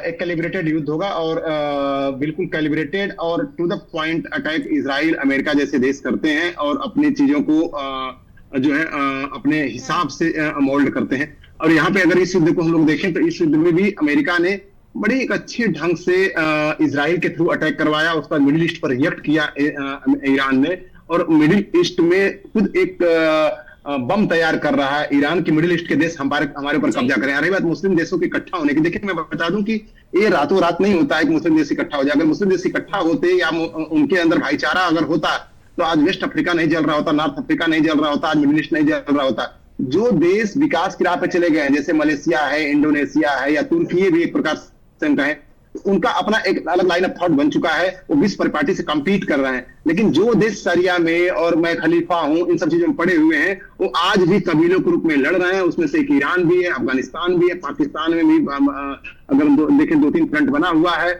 और पूरा का पूरा वेस्ट अफ्रीका, नॉर्थ अफ्रीका के जो मुस्लिम कंट्रीज हैं, क्रिश्चियंस के साथ उनकी लड़ाई चलती रहती है। तो ये टोटली एक ऐसे प्लस पॉइंट है जहां पे कि अमेरिका और जो चाइना और जो बड़ी इकोनॉमीज हैं अपने पैसे लगा लगा के वहां के पॉलिटिकल्स एरिना में अपने हस्तक्षेप भी करते हैं। तो कहने का मतलब कि ईरान ने बहुत बड़ी गलती की है जब ईरान बार बार ये कह रहा था कि मैं अटैक करूंगा जहां पे भी संपत्तियां हैं अमेरिका की। हाँ। जैसे मिडिल ईस्ट में 8 देश हैं, वहां पे जो भी उनके, लेकिन वो गलत कर रहा था। अगर मान लीजिए भारत में अगर बेस है अमेरिका का, लेकिन भारत से ऑपरेट नहीं कर रहा है, ना वहां से इंटेलिजेंस दी जा रही है, या ना वहां से हम कोई अटैक कर रहे हैं, तो भारत की सरजमी पे अटैक करने का कोई लॉजिक बनता नहीं है। अगर यूएई के पास अगर एयर स्पेस है, अगर यूएई अगर अटैक नहीं करवा रहा, नहीं अगर जमीन दे रहा है, जो कि उन्होंने कहा था, तो अटैक नहीं कर। इससे क्या होगा कि अब जो अटैक सऊदी अरबिया पे या ओमान पे, बहरीन पे जो अटैक कर रहा है, वहां पे अब उनको इंटरनेशनल एरिना में फ्री कर रहा है कि अब वो भी रिलेटेडली अटैक करे, जो अमेरिका चाहता था। अमेरिका चाहता था कि मुझे ऑर्डर न देना पड़े, मिडिल ईस्ट के कुछ देश जो है ईरान पे अटैक करें। गुप्ता जी, मेरा सवाल आपसे ये है कि आपने कहा कि बहुत सारे मुस्लिम कंट्रीज प्रगतिशील हो चुके हैं, वो प्रगति की राह पर आगे बढ़ चुके हैं। आपने उसमें टर्की का भी नाम लिया, लेकिन टर्की हम जानते हैं कि किस तरीके से, जहां पर वो एक उनका हिस्टोरिकल प्लेस है, जो डेमोक्रेसी वहां पर थी, वहां की डेमोक्रेसी को खत्म करके फिर से मुस्लिम कंट्री बना दिया गया है और वो उसको फिर से मस्जिद में कन्वर्ट कर दिया गया है। घटना नंबर 1। घटना नंबर 2, जब पाकिस्तान और इंडिया में वार हुआ तो वो टर्की एक ऐसा देश है जिसने ड्रोन मुहैया कराए पाकिस्तान को। तो ये प्रगतिशील देश कब किस समय मुस्लिम देश बन जाए, इस पर क्या आप कोई बहुत वो इत्मीनान से कोई बात कह सकते हैं क्या? हाँ जी जी जी, मैं इसी पॉइंट पे बड़ा अच्छा प्रश्न रहा। देखिए, अगर हम चाइना को देखें, चाइना में डेमोक्रेसी नहीं है, लेकिन चाइना दुनिया का सेकंड बिगेस्ट इकोनॉमी है, सेकंड पावर इस समय है। अगर हम रसिया को भी देखें तो डेमोक्रेसी है। इस सारे देश, देखिए अगर आप ईरान को भी देखेंगे तो इसका नाम है इस्लामिक रिपब्लिक ऑफ ईरान। मतलब रिपब्लिक तो सारे हैं, मतलब रिपब्लिक का मतलब होता है गणराज्य, मतलब जनता के द्वारा चुना हुआ। लेकिन 47 साल से ईरान में एक व्यक्ति राज शासन कर रहा है और उसके बाद उनके बेटे को बनाया जाने की संभावना है। तो ये दिखाने के राजनीति आप रही बात टर्की का। देखिए टर्की या जैसे चाइना को मैंने बताया कि डेमोक्रेटिक नहीं, लेकिन देश विकास कर रहा है। मुस्लिम देशों में यूएई है, सऊदी अरबिया है, टर्की एक ऐसे देश है जो कि उनकी इकोनॉमी अच्छी डेवलप की है इस समय। वो भले उनके इंटरनल जो सेटअप रहे हो, डेमोक्रेसी के रहे हो, या जो जरा थोरेटिकली टर्की जा रहा है, मैं देख रहा हूँ जरा जा रहा है। पहले बहुत ज्यादा डेवलप कर रहा था, जिससे नाटो का सदस्य बनाया गया, सारी कुछ है। लेकिन कहने का मतलब है कि ये जो देश ऐसे हैं जो कि कहीं कहीं कम्पीट कर रहे हैं वेस्टर्न पावर से, जैसे मलेशिया, इंडोनेशिया की मैं बात करूं तो कहीं कोरिया से। डॉक्टर डीके गुप्ता, आप ठीक कर रहे हैं कि ये मुस्लिम कंट्रीज भी लगातार आगे बढ़ने की कोशिश कर रहे हैं और दुनिया में जो तरक्की हो रही है उससे कदमताल कर रहे हैं। लेकिन सवाल यही है ना कि कब वो वापस से मुस्लिम देश बन जाते हैं, इसका कभी पता ही नहीं चलता। वो मस्जिद, वो ऐतिहासिक प्लेस जिसको डेमोक्रेटिक के नाम पर बहुत बनाया गया था, बढ़ाया गया था, अचानक से फिर से मस्जिद बन जाती है। तो ये एक एग्जाम्पल है, एक उदाहरण है कि कैसे कब कैसे पलट जाते हैं। इसका कोई अंदाज़ा लगा पाना आसान नहीं है। लेकिन आपकी बात में दम है कि ज़्यादातर देश जो मुस्लिम कंट्रीज भी है वो प्रगतिशील है, वो तरक्की में कदम ताल मिला रहे हैं, वो आगे बढ़ रहे हैं। अब आप इस युद्ध को कैसे देखते हैं? आपने कहा कि 1 हफ्ते तक चलेगा, ये स्ट्रेटेजिक युद्ध है। क्या लगता है कि 1 हफ्ते तक अगर ये युद्ध चला तो कितना विनाश होगा? क्या इसको रोक पाना संभव होगा फिर? देखिए, बड़ा अच्छा मैं बता दूं कि हमारे पास अगर हम विश्व स्तर पे देखें तो ऑप्शन नहीं है, हमारे पास विकल्प नहीं है। हमारे पास डेमोक्रेटिक बनने के, हमारे पास विकासशील बनने के अलावा ऑप्शन नहीं है। अगर उस ऑप्शन को अगर हम जरा साइड करते हैं, जब हम डिलीवर नहीं करते अपनी जनता को, ईरान में क्या हुआ है, डिलीवर नहीं हुआ है। अगर तुर्की अपने देश के लोगों को डिलीवर करता है, चाइना नॉन डेमोक्रेटिक होकर भी डिलीवर करता है, तो वहां पे शांति है। भारत के प्रधानमंत्री मोदी इतनी बड़ी जनसंख्या पर डिलीवर कर रहे हैं, अदरवाइज यहाँ पे जेल हो जाता है, लेकिन डिलीवर कर रहे हो, जनता से जुड़े हुए हैं। इसी तरह से अगर इस युद्ध को देखें तो इस युद्ध में इसमें जो जियो पॉलिटिक्स चल रही है कि मुझे किसी भी तरह से आगे जाना है। अमेरिका ने लगभग $274 बिलियन टैरिफ कमाया है बिना 1 रुपया खर्चा किए, सिंगल रुपया उसने खर्चा नहीं किया। 3 मिनिस्ट्री का उसने जो है सब्सिडी। डीके साहब, एक सवाल है हमारा। आपने कहा कि ये डेमोक्रेटिक है और देश काफी आगे बढ़ रहे हैं, चाइना डेमोक्रेटिक है, वो आपको लगता है कि वास्तव में चाइना में डेमोक्रेसी है? जिस तरीके से वहां पर जिस तरीके से वहां पर मुसलमानों को दबाया जा रहा है, जिस तरीके से हजारों का कत्ल किया गया है, आपको लगता है ये डेमोक्रेसी के चिन्ह है? देखिए, अगर हम एक्चुअली अगर हर एक देश के अगर इंटरनल मैटर में जाएंगे तो हम इसके एक ओवरऑल पिक्चर पर नहीं आ पाएंगे। मैं पहले ही कहा कि चाइना डेमोक्रेटिक कंट्री नहीं है, हाँ। लेकिन उसने अपने लोगों को डिलीवर किया है। वहां पे वहां के लोग प्रॉस्परस हैं। हमारे यहाँ ज्यादा वहां की लाइफ एक्सपेक्टेंसी है, हमारे यहाँ ज्यादा वहां का जीडीपी है। 3.37 ट्रिलियन जो हमारी इकोनॉमी है, उतना उसका फॉरेन जो रिजर्व्स रखे हुए हैं। तो हम इस चीजों को अगर हम मुख मोड़ेंगे तो हम रियलिटी से मुख मोड़ेंगे। नहीं, इसी तरह से अगर हम देखेंगे डीके साहब सवाल ये है, आपकी जीडीपी बड़ी हो सकती है, आपकी जीडीपी लार्ज हो सकती है, लेकिन उसका क्या इक्वल डिस्ट्रीब्यूशन है? ये भी अपने आप में बड़ी बात है। क्योंकि देखिए, ऐसा होता है कि कैपिटलिस्ट और जो वीकर सेक्शन है वो 2 अलग अलग सेक्शन है। एक और कैपिटलिस्ट अपनी चीजों को बढ़ाते जाते हैं। आप देख लीजिए, वहाँ अलीबाबा की बात करें या दूसरी बड़ी कंपनियों की बात करें, उनके पास इतना पैसा है कि कोई लिमिट नहीं है। बाकी की जो जनता है उसके पास शायद उतना पैसा नहीं है। हम अगर बात करें कि जो पर कैपिटा इनकम है, पर कैपिटा इनकम की अगर हम जब बात करते हैं तो जीडीपी को पूरी पॉपुलेशन से इक्वल डिस्ट्रीब्यूट कर देते हैं। लेकिन दरअसल होता क्या है कि जो जीडीपी का बड़ा हिस्सा कैपिटलिस्टों के पास में रहता है, गरीब लोगों के पास में वो चीजें नहीं पहुंच पाती हैं। तो ऐसे में हर देश में एक वर्ग ऐसा होता है जो नाराज होता है, जिसके पास चीजें डिलीवर नहीं हो पाती हैं, जिनके पास चीजें नहीं पहुंच पाती हैं। क्या गलत कह रहा हूं मैं? जी, देखिए, अगर ये बात नहीं बिल्कुल। अगर रसिया का एग्जांपल लूं तो रसिया में 1 से लेकर 3% एलिट ग्रुप बोलते हैं, उसको आज भी एलिट ग्रुप बोलते हैं। पुतिन इसमें से एक सदस्य है। मतलब अगर आप इस तरह से अगर हर एक देश का अगर देखेंगे तो जैसे भारत में हम लोग जब सामाजिक विज्ञान पढ़ते हैं तो उसमें लिखा रहता है कि 4-5% के पास पूरे देश की इकोनॉमी संगठित है। इसे रसिया के अंदर 1 से 3% जिसको एलिट ग्रुप बोलते हैं, वो पूरी के पूरे रसिया के नौकरशाही पर, रसिया के और प्राइवेट सेक्टर्स में और इंडस्ट्रियलिज्म में छाए हुए हैं और पूरे रसिया को वही रूल करते हैं। उसमें से पुतिन साहब भी एक है। लेकिन इसका मतलब नहीं कि, लेकिन जब देश का विकास होता है, जीडीपी अगर आगे बढ़ती है तो डिस्ट्रीब्यूशन बराबर नहीं था, लेकिन स्पिल ओवर होता है गरीब लोग के पास। आज भारत के अंदर देखेंगे तो आपको बहुत सारे विरले न्यूज मिलेंगे कि यहाँ पे भूखमरी से कोई मरा है कल, क्योंकि डिलीवर हुआ पिछले 15 सालों से। वो मनमोहन सिंह जी रहे हो तब भी, और नरसिम्हा राव साहब और उसको परिपाटी को लेकर आगे बढ़े अटल बिहारी वाजपेयी और मोदी सर। 4-5 प्राइम मिनिस्टर ऐसे रहे जो कि पीछे मुड़ते नहीं देखा था। स्पिल ओवर डीके साहब, सवाल ये है कि किसान आत्महत्या फिर क्यों करते हैं? अगर डिलीवरी हो रही है तो वो पुरानी सरकारों में भी करते थे, आज की सरकार में भी है। कभी ये किसानों की आत्महत्या का सिलसिला रुकता नहीं है। जी, हाँ। नहीं, अब आप एक चीज देखिए कि अगर हम किसी भी चीज को अगर हम लेके आते हैं कि किसानों की आत्महत्या। अब देखिए कि कभी कभी हम लोग को न्यूज आती थी कि 200 किसान मर गए विदर्भा में, कभी 300 किसान इस साल मर गए, लेकिन अब वो चीजें कम हो गई हैं। अब देखिए, लेकिन हम तो इसको इनकार नहीं कर सकते कि साहब आपको रोकना चाहेंगे, एक बड़ी खबर आ रही है कि सुप्रीम अली रेजा आरफी को अंतरिम रूप से सुप्रीम लीडर बना दिया गया है। ईरान के सुप्रीम लीडर की खबर हम बता रहे हैं कि अली को सुप्रीम लीडर बना दिया गया है। अभी तक ये बात चल रही थी कि 4 लोगों की एक कमेटी बनाई जाएगी और वो तय करेगा कि आगे कैसे एक्शन का रिएक्शन होगा या एक्शन लिया जाएगा, लेकिन अब ये ऐलान कर दिया गया है अली को सुप्रीम लीडर बना दिया गया है। डीके सर, जिस तरीके से अब ये जानकारी निकलकर सामने आई, प्रदीप सर ने इसका जिक्र भी किया, अब ये जो कदम एक उठाया गया ईरान में, ये आप किस तरीके से देखते हैं? कैसे इस जो ये युद्ध हो रहा है इसमें ये बड़ी भूमिका निभा सकता है? क्योंकि अभी तक केवल चर्चाएं ही थी, लेकिन अब ये बड़ी जानकारी की सुप्रीम लीडर तय हो चुका है। अली आराफी को सुप्रीम लीडर बना दिया गया है। डीके साहब जी देखिए, 88 सदस्यों का एक गवर्निंग काउंसिल होती है जिसमें जो कि सारा शिया मुस्लिम होते हैं, वो इसको तय करते हैं।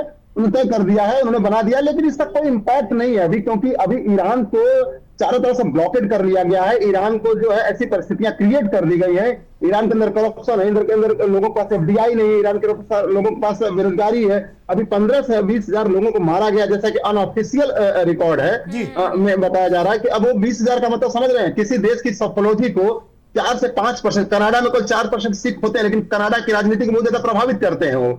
इसी तरह से जहां पे 20,000 लोग मरे होंगे, सोचिए कि कितना ज्यादा वहां पे स्थितियां विफल रही होंगी, कितने लोग इस रेजिम के खिलाफ रहे होंगे। अंदर से भी जो है उसके अलावा 20,000 परिवार नाराज भी होंगे। आज वो बड़े खुश होंगे, जिस तरीके से खamenei की हत्या हुई है, वो 20,000 परिवार आज बड़े खुश होंगे, क्योंकि उन लोगों ने अपने लोगों को खोया था। तो एक बहुत बड़ा वर्ग वहां पर अमेरिका और इजराइल ने वहां पर तैयार कर लिया है, जो इस बात के लिए खुशी भी मना रहा है जो वहां पर इजराइल और अमेरिका कर रहा है। हालांकि अभी मेजॉरिटी में वो लोग हैं जो इससे गमजदा हैं, जो इससे दुखी हैं और अपने नेता की मौत का बदला लेने की बात कर रहे हैं। लेकिन वहीं पर एक छोटा ही वर्ग सही उस वर्ग को बड़ा और इनलार्ज करने की कोशिश कर रहा है अमेरिका और इजराइल कि वो आपके लोगों को इसी नेता ने मारा था। तो एक वर्ग है वहां भी, वर्ग संघर्ष की स्थिति तो कहीं नहीं पहुंचेगी ईरान में। नहीं, बिल्कुल नहीं, इन सब चीजों पे नहीं जाना है। अमेरिका ने पूरा 2 महीना लगातार इस पर काम किया है। काम करने के बाद उसने अपनी व्यवस्था कर ली थी। अब व्यवस्था करने के बाद उसने इतना अच्छे से अटैक किया है और ये सारी चीजें इस तरह से उन्होंने क्रिएट की है कि उनके युद्ध होने से पहले ही वहां पे काफी चीजें जो है अमेरिका के पक्ष में आ गई थी। और अगर आप उसका 15 दिन का डेवलपमेंट देखेंगे तो 15 दिन के डेवलपमेंट में वही जो ईरान 12 दिन के युद्ध के दौरान बोलता था मैं IAEA को घुसने नहीं दूंगा अपने देश के अंदर, वहां पे नेशनलिज्म अपने बाढ़ पे था। और वो आते आते जब यहाँ पे बातें होने लगी तो उन्होंने ये बोला कि अब हम लोग किसी भी कंडीशन में, जब मसूद जो उनके राष्ट्रपति ने 10 दिन पहले बोला कि हम किसी भी कंडीशन के लिए तैयार है बातचीत करने के न्यूक्लियर के लिए। और उसके बाद उन्होंने अभी 3 दिन 4 दिन पहले, युद्ध के 2 दिन पहले, अब्बास जो है वहाँ फॉरेन मिनिस्टर, उन्होंने बोला कि फतवा हमने जारी किया। मतलब उनको अंदर तोड़ दिया गया था और किसी तरह से जारी, और दुनिया को बताना चाह रहे देखो हमने फतवा भी जारी कर दिया, फिर भी अमेरिका नहीं मान रहा है। और वहां पे क्या होगा कि अमेरिका इसके अलावा भी बहुत सारी चीजों पर डिस्कशन का चाहता रहा होगा। वहां के ईंधन को कैसे हमको डिस्ट्रीब्यूट करना है, वहां की लीडरशिप को कैसे हमको डिस्ट्रीब्यूट करना है, वहां के लोगों को जो रीजनल जो आपका स्पिल ओवर है और देशों में जो आपके हुडीज हैं और जो आपके एक्सेस ऑफ रेसिस्टेंस है, उनको हम कैसे डील करें। तो इस सारी चीजों को जब बार्गेनिंग हो रही थी तो उसके बाद कहीं कहीं खमेनी नहीं मान रहे थे, जिसके बाद रिटेलिएट हुआ है। और उन्होंने बड़ा अच्छे रखा कि इनको चुपचाप बताता रहा कि अगली बार वियना के बाद अब यहाँ पे हमारी मीटिंग होगी। और उसी बीच में एक टारगेट लोकेट कर रहे थे, लॉक कर रहे थे। और मैं कई बार चैनलों पे बोला कि एक युद्ध करेंगे, कैलिब्रेटेड युद्ध करेंगे, 3 या 4 दिन का युद्ध करेंगे, 5 दिन का करेंगे। और वर्टिकल्स में जो लीडर्स हैं, जैसे वर्टिकल्स में देखिए डिफेंस मिनिस्टर मारे जा चुके हैं, RCC के चीफ मारे जा चुके हैं, और ऐसे बड़े नेता जो है खमेनी मारे जा चुके हैं। और कल ही राष्ट्रपति के बंगले पर भी अटैक होते लेकिन बच गए।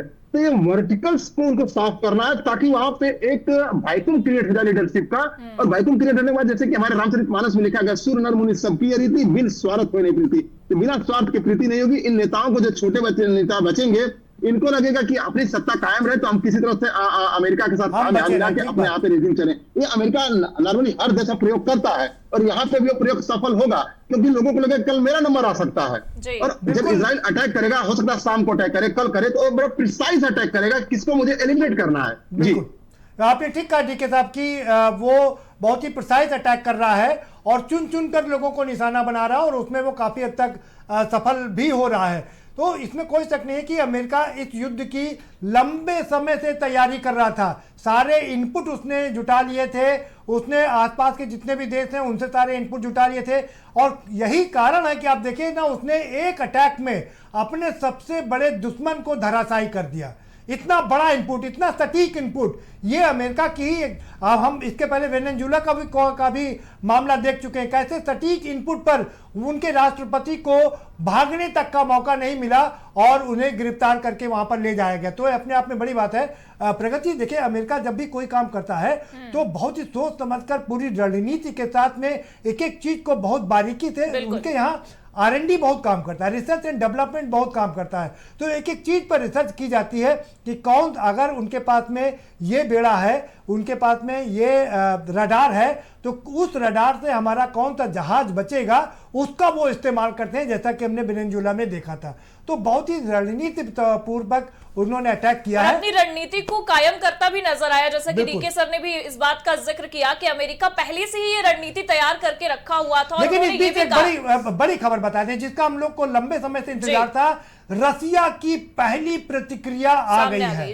रसिया की पहली प्रतिक्रिया आ गई हो और पुतिन ने कह दिया है जो खेमेनेई की हत्या हुई है उसको दुर्भाग्यपूर्ण बताया है। हम सुबह से इस बात की चर्चा कर रहे थे, जिक्र कर रहे थे कि आखिर रसिया क्यों नहीं बोल रहा है, चाइना क्यों नहीं बोल रहा है, नॉर्थ कोरिया क्यों नहीं बोल रहा है, लेकिन ये दो बड़े कंट्री क्यों नहीं बोल रहे थे। और अब रसिया की पहली प्रतिक्रिया आ गई है, उन्होंने खेमेनेई की हत्या को दुर्भाग्यपूर्ण बता दिया। ये अपने आप में समय की मतलब एक तरफ हम जिक्र कर रहे थे कि चीन की तरफ से सीज फायर को लेकर भी थोड़ी बहुत चीजें नजर आई, लेकिन रशिया की ये प्रतिक्रिया सामने आना और खामेनेई की हत्या को दुर्भाग्यपूर्ण बताना अपने आप में एक बड़ी बात है। इसका मतलब ये है प्रगति की उसने अपने आप को इन अरब कंट्रीज के साथ में खड़ा कर लिया है। उसने ईरान के साथ अपने आप को खड़ा कर लिया। वो सीधे तौर पर अमेरिका और इजराइल को दोषी बता रहा है कि आपने गलत किया है, आपने उनके नेता को मार करके गलत किया है और आप इसके लिए दोषी हैं। तो वो बता रहा है, इसका मतलब साफ है कि अब पुतिन पूरी तरीके से खुल करके ईरान के साथ में खड़े होते हुए नजर आ रहे हैं। लेकिन सवाल उठता है कि क्या इतने बोलने भर से काम चलेगा? क्या वो कोई स्ट्रेटेजिक सपोर्ट करेंगे? क्या वो ईरान को कोई सपोर्ट देंगे, मॉरली कोई सपोर्ट देंगे, हथियार से कोई सपोर्ट देंगे, या किसी तरीके का उसको सपोर्ट करेंगे? ये भी देखना काफी दिलचस्प होगा, क्योंकि चाइना और रसिया का जो एक्शन होगा, जो रिएक्शन होगा, वो काफी कुछ तय करेगा कि ये युद्ध कितना खींचेगा, कैसे खींचेगा, कब तक चलेगा और इसके क्या दुष्परिणाम होंगे। और बिल्कुल, क्योंकि एक तरीके से हम लगातार सुबह से यही जिक्र कर रहे हैं सर कि बड़े बड़े देशों के जो बड़े बड़े लीडर हैं उनकी क्या भूमिका रहेगी, किस तरीके से इस युद्ध में उनकी भूमिका पर सबकी निगाहें टिकी रहेंगी। और अब इस तरीके से रशिया की तरफ से ये बयान आना और एक तरीके से अपनी प्रतिक्रिया ये देना कि ईरान के सुप्रीम लीडर को अगर आपने मार गिराया है, हत्या कर दी है, तो ये दुर्भाग्यपूर्ण है। और कर दिया जी, जिस तरीके से हत्या का ये जिक्र किया कहीं ना कहीं रशिया ने, ये अपने आप में बेहद बड़ी बात है। और अब सबकी निगाहें इस बात पर टिकी हैं कि आखिरकार भारत सरकार क्या कहती है। ये बड़ी जानकारी बता दें, खामेनेई की मौत के बाद अब ईरान की कमान अयातुल्ला अराफी को मिलती नजर आई है। खामेनेई की मौत के बाद अराफी को कमान सौंप दी गई है। ये बड़ी जानकारी, लगातार इस मामले पर हम जिक्र भी कर रहे थे। दर्शकों को भी बता दें कि अयातुल्ला अराफी को ईरान की कमान सौंप दी गई है। सुप्रीम लीडर खामेनेई की मौत के बाद ये बड़ी जानकारी कि अयातुल्ला अराफी को ईरान की कमान सौंप दी गई है। तो एक तरीके से देखा जाए सर, तो अब एक बड़ी जिम्मेदारी जो है वो अराफी को मिलती नजर आएगी। और जो अभी हालात है उस बीच में उस ओहदे को संभालना, जो जनता खामेनेई की मौत के बाद, खामेनेई की हत्या के बाद शोक में गमगीन नजर आ रही है, उसे किस तरीके से संभालना, ये भी अब देखना दिलचस्प होगा। क्योंकि अभी युद्ध रुक नहीं रहा है। बेंजामिन नेतन्याहू ने यह जिक्र कर दिया है कि युद्ध अभी और बड़े स्तर पर आपको देखने को मिलेगा और हजारों हमले होंगे। तो ईरान की क्या भूमिका रहेगी, अराफी किस तरीके से मैनेज करते हैं, ये भी देखना दिलचस्प रहेगा। बहुत बड़ी ये टर्निंग पॉइंट साबित हो सकता है, क्योंकि अराफी को जो कमान सौंपी गई है, अराफी का नेक्स्ट स्टेप क्या होगा, उनका अगला कदम क्या होगा, ये देखना काफी दिलचस्प होगा। उनके अगले कदम पर ही सारी चीजें डिपेंड करेंगी। सर भी हमारे साथ फिर से जुड़ गए। सर आपके पास ही आऊंगी, जिस तरीके से हम लगातार जिक्र कर रहे थे, अराफी को कमान सौंप दी गई है, लेकिन एक चीज पर सबकी निगाहें इसलिए टिकी हुई है क्योंकि यूएई के तमाम जगहों पर भी लगातार हमले हो रहे हैं सर। और अगर देखा जाए तो जो हमारे सिविलियंस हैं, जो भारतीय मूल के लोग हैं, उनको भी नुकसान पहुंच रहा है। तो आप कैसे देख रहे हैं किस तरीके से यूएई पर ईरान जो हमला कर रहा है, एक तरफ इजराइल ईरान पर हमला कर रहा है, अमेरिका और इजराइल की तरफ से संयुक्त कार्रवाई ईरान की तरफ से देखी जा रही है, लेकिन ईरान की जो कार्रवाई जो हो रही है यूएई की तमाम जगहों पर, दुबई पर आपने देखा किस तरीके से एयरपोर्ट को निशाना बनाया गया, कतर, ओमान, हर जगह पर हमला, ये कैसे थमने वाला है? क्या डिफेंस के बाद हमें अटैक भी देखने को मिल सकता है इस मामले पर? नहीं, मुझे लग रहा है ऐसा नहीं होगा, क्योंकि यूएई एक बहुत ही मैच्योर्ड कंट्री है। देखिए, भारत के प्रधानमंत्री और यूएई के जो राजा हैं, उनके बीच में अभी तक इतिहास में सबसे ज्यादा 9 से 10 बार मीटिंग हुई है। ये इतिहास में सबसे ज्यादा है। बड़े सुलझे हुए इस समय यूएई की जो सत्ता है, जिनके हाथ में, बहुत ही सुलझे हुए हैं। और उन्होंने देखिए बहुत सारे सरिया से रिलेटेड वहां कानून हटा दिए, जिससे मोदी यहाँ हटा रहे हैं कानूनों को, जो कि विकास में बाधक है, वैसे वहां से हटा दिए। तो ये क्या करेंगे, अभी यूएई के जो राजा है, ये वहां पे एक प्रेशर ग्रुप क्रिएट कराएंगे मिडिल ईस्ट के अंदर। मतलब ईरान बार बार जब अटैक करेगा मिडिल ईस्ट के और देशों पे और वो लोग रिएक्ट नहीं करेंगे, तो एक मैसेज जाएगा लोगों के बीच में, जो मुसलमान लोग हैं वहां पे, कि देखो अब ईरान ज्यादती कर रहा है, जबकि मेरे यहाँ से कोई ऑपरेशन भी नहीं हो रहा, फिर भी हमारे पर अटैक कर रहा है और हमारे मुस्लिम मारे जा रहे हैं। क्योंकि एक धार्मिक जगह है, यूएई हो गया, सऊदी अरबिया हो गया, ये सब जगह है, इसे क्रिएट होगा और उसके बाद पब्लिक बोलेगी कि नहीं अब ईरान को रिएक्ट करो। तो ये जब ईरान ने पहले बोला था कि मैं अटैक करूंगा और जगहों पे जो मिडिल ईस्ट के, तो उससे गलती मेरे हिसाब से कर रहे थे वो, उसको ऐसा नहीं करना चाहिए था। क्योंकि अपने पड़ोसी को, अपने भाइयों को आप भले नाराज हो, लेकिन और नाराज नहीं करना चाहिए। लेकिन डीके साहब एक सवाल है मेरा, डीके साहब मेरा एक सवाल है, ईरान एक शिया कंट्री है और बहुत दिन से आसपास की कंट्रीज जो मुस्लिम सुन्नी कंट्रीज हैं, वो सारी ये कोशिश कर रही थी कि ये राज्य अगर खत्म होता है तो उसका फायदा बाकी के देशों को होगा। क्या इस नजरिए से भी आप देखते हैं कि ये लोग, ये जो सारी कंट्रीज जो इजराइल और अमेरिका को सपोर्ट कर रही हैं, वो इसलिए सपोर्ट कर रही हैं कि अगर खेमनेई समाप्त हुए तो उसका फायदा इन कंट्रीज को भी मिलेगा? देखिए, अगर दुनिया की सारी लड़ाइयां देखेंगे तो नॉर्मली परिवार में हुई, जो बड़े बड़े लड़ाइयां देखेंगे परिवार में। अगर कत्लेआम भी अगर दुनिया के बड़े बड़े राजशाही परिवारों में देखे होंगे, चाहे नेपाल का देख ले, चाहे आप कुछ इंग्लैंड में देख ले, चाहे आप, तो वो बड़े बड़े परिवार, क्योंकि जो रामचरितमानस में लिखा गया, सुर नर मुनि सबकी रीति, बिन स्वार्थ हुए नहीं प्रीति, बिना स्वार्थ की कोई प्रीति नहीं थी। माँ अपने बच्चे से प्यार नहीं करती, अगर उसको पता चल जाए कि बच्चा जो है हमारा नालायक निकलेगा या राक्षस निकलेगा कुछ समय बाद, तो उसका प्यार कम हो जाएगा कहीं न कहीं, वो पालन पोषण करेगी। इसलिए कुंडली हमारे सनातन धर्म में 7-8 साल के बाद बनाई जाती है, बच्चे के बारे में पता न चले। भाभी डीके साहब, रामचरितमानस में यह भी कहा गया है कि बिना न मानत जलद जल गए 3 दिन बीत, और बोले राम सकोप तब भय भी हो ना प्रीत, क्योंकि भय के बिना प्रीत नहीं होती है, और ये जब भय ही है जो प्रीत में कन्वर्ट करता है।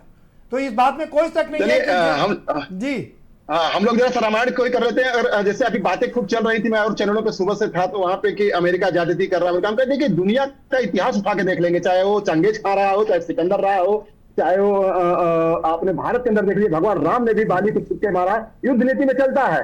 दुर्योधन को जंघे पे मारा गया, जो युद्ध नीति नहीं थी। अभिमन्यु को मारा गया चक्रव्यूह में फंसा के, जबकि युद्ध नीति नहीं थी, अब वो इनके परिवार के लोगों ने मारा था। तो युद्ध नीति में सब चलता है, और जब युद्ध चलता है उसमें हो रहा होता है, तो उसमें इंटरनेशनल नियम्स को रखना नहीं चाहिए, लेकिन रख दिया जाता है। तो इसी तरह से अगर हमारा पूरा इतिहास देखें तो ये सब चीजें चलती रहती हैं। और यहाँ पे जो इजराइल का और ईरान का मसला है, यहाँ पे लगभग मैं व्यक्तिगत तौर पे कभी भी उस देश को सत्ता नहीं मानता, गणराज्य नहीं मानता, जहां पे कि अगर कोई भी 40-50 साल से, चाहे लीबिया के गद्दाफी रहे हो, चाहे बहुत सारे अफ्रीकन देश में आ जाए, आप मिडिल ईस्ट के अंदर देख लीजिए, सारी जगह राजा है। हमारे यहाँ एक व्यक्ति जो अगर रेडी चला रहा है, वो भी प्रधानमंत्री बनने की हैसियत रखता है, बिल्कुल, लेकिन वहां पे ऐसा नहीं है। तो एक कहीं हम डेमोक्रेसी से दूर है। जब डेमोक्रेसी से जो भी कंट्री दूर होगी, या तो वो चाइना के जैसा डिलीवर कर दे। देखो, मैं चाइना को बड़ा स्टडी कर रहा हूँ, उससे थीसिस में लिखा हूँ एक छोटा सा। तो चाइना को मैंने देखा कि छोटी मोटी घटनाएं तो है, जैसे कि मुसलमानों के साथ वहां पे कुछ ऐसा है, ये तो उनका इंटरनल मैटर है, लेकिन नॉर्मली वो अपने पब्लिक को डिलीवर किए हैं। वहां के लोगों का पर कैपिटा इनकम, अभी जैसे भारत की इकोनॉमी 4th पोजीशन पे है, लेकिन अगर हम तो जीडीपी के तौर पे देखेंगे, पर कैपिटा अगर हम उसकी इकोनॉमी को देखेंगे, भारत के, तो वो जाता कितना पर है, 132 पोजीशन, 122 पोजीशन हम जाते हैं। तो भारत में अभी 122 से भी अगर डिलीवर हो रहा है, तो जब भारत अगर और अच्छे पोजीशन में आएगा दूसरा डिलीवर होगा। तो इसलिए भारत के अंदर रोष नहीं होगा, लेकिन ईरान के अंदर, मिडिल ईस्ट के अंदर ये सब चीजें होती रही हैं। लोग कहीं न कहीं अपना सर उठाते रहते हैं, चाहे लीबिया हो, चाहे सीरिया हो, चाहे सूडान हो, चाहे ईरान हो, कुछ और भी देश है जहां दबा दिया जाता है। आम जनता की बात कर रहे हैं, लेकिन आप ये क्यों नहीं कह रहे कि वर्ल्ड में 10 कंट्री ऐसी हैं जिनके पास में न्यूक्लियर वेपन्स हैं, जिनके पास में परमाणु हथियार हैं। तो अगर ईरान इस ओर अग्रसर हो रहा था तो उसमें इजराइल और अमेरिका को क्या दिक्कत थी? इजराइल कह रहा कि हम आगे परमाणु शक्ति नहीं बनने देंगे किसी को। भाई आप परमाणु शक्ति बनेंगे, अमेरिका के पास में हजारों परमाणु बम होंगे, ईरान और बाकी लोगों के पास परमाणु हथियार होंगे, लेकिन ईरान परमाणु हथियार ना रखे। ये तय वो कौन, ये दो देश कौन होते हैं ये तय करने वाला कि कौन सा देश परमाणु हथियार रखेगा और कौन सा नहीं रखेगा? जी बिल्कुल बिल्कुल, यही चीज मैं 2-3 दिन पहले भी एक चैनल बता रहा था कि किसी को भी अपना जो टेक्निक है, technique should assist the system. तो वो जो टेक्निक है, अगर हमको पावर बनाने की टेक्निक, आज फ्रांस में कम से कम 14 से 15% जो बिजली पैदा होती है तो न्यूक्लियर पावर से होती है। तो एक चीज ईरान को भी है, उतना ही है। अगर हम देखें तो उत्तर कोरिया को भी है, लेकिन उत्तर कोरिया के पास भी लोगों को पता है कि बम है, परमाणु बम है, लेकिन उसको लोग नहीं करते। अब उससे हम डीके साहब, हम न्यूक्लियर एनर्जी की बात छोड़ देते, जाने देते हैं। न्यूक्लियर एनर्जी तो सभी लोग, सारे देश इस्तेमाल कर सकते हैं। हम सीधे न्यूक्लियर पावर की बात कर लेते हैं, हम एटम बम की बात कर लेते हैं, परमाणु बम की बात कर लेते हैं कि भाई या तो जैसे एक ट्रीटी चली थी अमेरिका और रसिया के बीच में कि जो परमाणु हथियार है उनको कम किया जाए, उनको खत्म किया जाए, लेकिन वो ट्रीटी लंबे समय तक नहीं चल पाई, खत्म हो गई। और दोनों देश लगातार अपने परमाणु हथियार बढ़ा रहे हैं। उधर चाइना भी बढ़ा रहा है, नॉर्थ कोरिया हमारे सर पर खड़ा हुआ है, नॉर्थ कोरिया भी लगातार परमाणु बम और हथियार अपने बढ़ा रहा है, मिसाइल्स बढ़ा रहा है। तो जब सारे देश ये कर रहे हैं तो हालांकि ये बात ठीक नहीं होगी कि हम पूरी दुनिया को इस परमाणु युद्ध में झोंक दें, लेकिन सवाल तो ये है ना कि सारी कंट्रीज को इक्वल क्यों नहीं देखा जाता है? जो गरीब है वो मारा जाएगा, गरीब की पत्नी हर उस गांव की भाभी कहलाएगी, ये तो ठीक नहीं है ना। देखिए ये ठीक नहीं है। और जो भी दुनिया में जो यूनाइटेड नेशंस बने या कोई सिस्टम बने, इंटरनेशनल पुलिस बनी, इसीलिए बनी थी, लेकिन उसका पालन कैसे होता है? देखिए जो बड़े पावर होते हैं उनका एथिक्स वहीं पे समाप्त हो जाता है, उनका कंफर्ट जोन हिल जाता है। तो अब यहाँ पे भी नियम है, ये सिस्टम होना चाहिए कि किसी भी देश को अपना परमाणु बम रखने का या न बनाने का उसका अपना स्वतंत्र अधिकार हो, लेकिन यही बात हो जाती है जिसकी चौथी बोलेगी जिसके पास पावर होगा। और चूंकि यहाँ पे नॉर्थ कोरिया की बात आपने किया था, नॉर्थ कोरिया में 2019 में ट्रंप मिले, जिसको कट ऑफ कर दिया गया था, उसे ट्रंप मिले, और अभी अगले महीने शायद चाइना मिलने वाले हैं फिर से। इसका मतलब कि वहां पे भी एक लाइन ऑफ थॉट चल रही है कि नॉर्थ कोरिया से कैसे संपर्क बनाया जाए और उसके साथ भी हम अपनी दोस्ती करें। अब सीरिया के राष्ट्रपति जो है या प्रधानमंत्री जो है वो आप यूनाइटेड नेशंस के जाने माने मतलब डिक्लेयर्ड आतंकवादी हैं, लेकिन इस समय उनके गले मिलते हैं ट्रम्प। और वही अब अगर हम बर्मा के अंदर देखें तो बर्मा के जुंटा से के सबसे बड़े आतंकवादी डीके साहब, अफगानिस्तान के सबसे बड़े आतंकवादी इस समय विदेश मंत्री बने हुए हैं, जिन पर अमेरिका ने करोड़ों डॉलर का इनाम घोषित कर रखा है। आज वो मिनिस्टर बने हुए हैं। तो ये तो ठीक बात नहीं ना।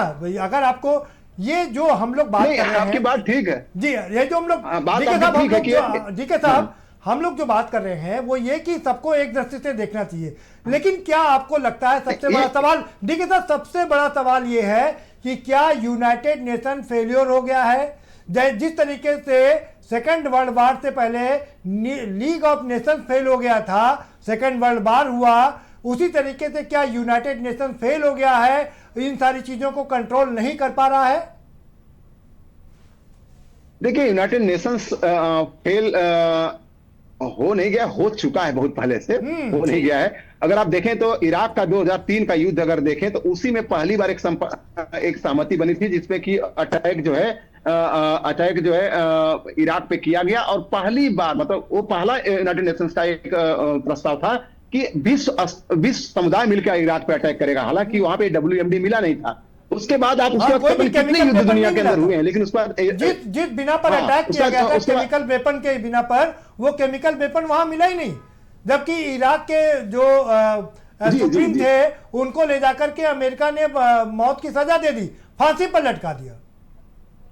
ये तो सरासर दादागिरी थी ना। यही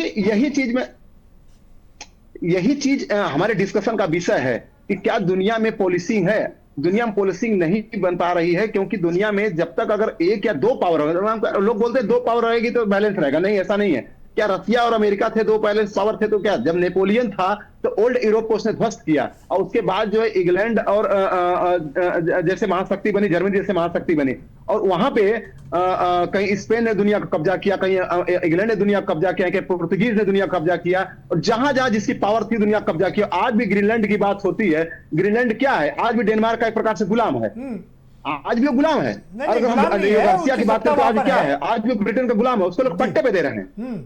तो चीजें दुनिया में जहां पावर रहता है उस, अब जब जर्मनी डिफीट हुआ तो कौन सा पावर बना? अमेरिका और रसिया।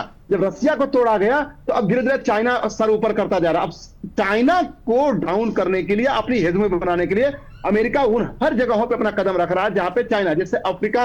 अब बीएलए का उदाहरण देते हैं, जैसे बीएलए पाकिस्तान में है, बीएलए को अमेरिका ने अपने देश में आतंकवादी संगठन घोषित कर दिया है, लेकिन उसे बीएलए को यूनाइटेड नेशंस में जब चाइना ने उठाया मुद्दा, पाकिस्तान उठाया किसको स्थान, तो अमेरिका ने वीटो कर दिया। मतलब अमेरिका चाहता है कि बीएलए इसके एक पर्सनल फोर्स के रूप में पाकिस्तान में रहे, ताकि चाइना के जो विकास के जो कार्य है उसको तोड़ेगा आज नहीं तो कल हो। वही टीपीटी काम करेगी। देखो टीपीटी ने अभी इजराइल को सपोर्ट किया है। डीके साहब, बिल्कुल हम वापस इसी युद्ध पर आते हैं।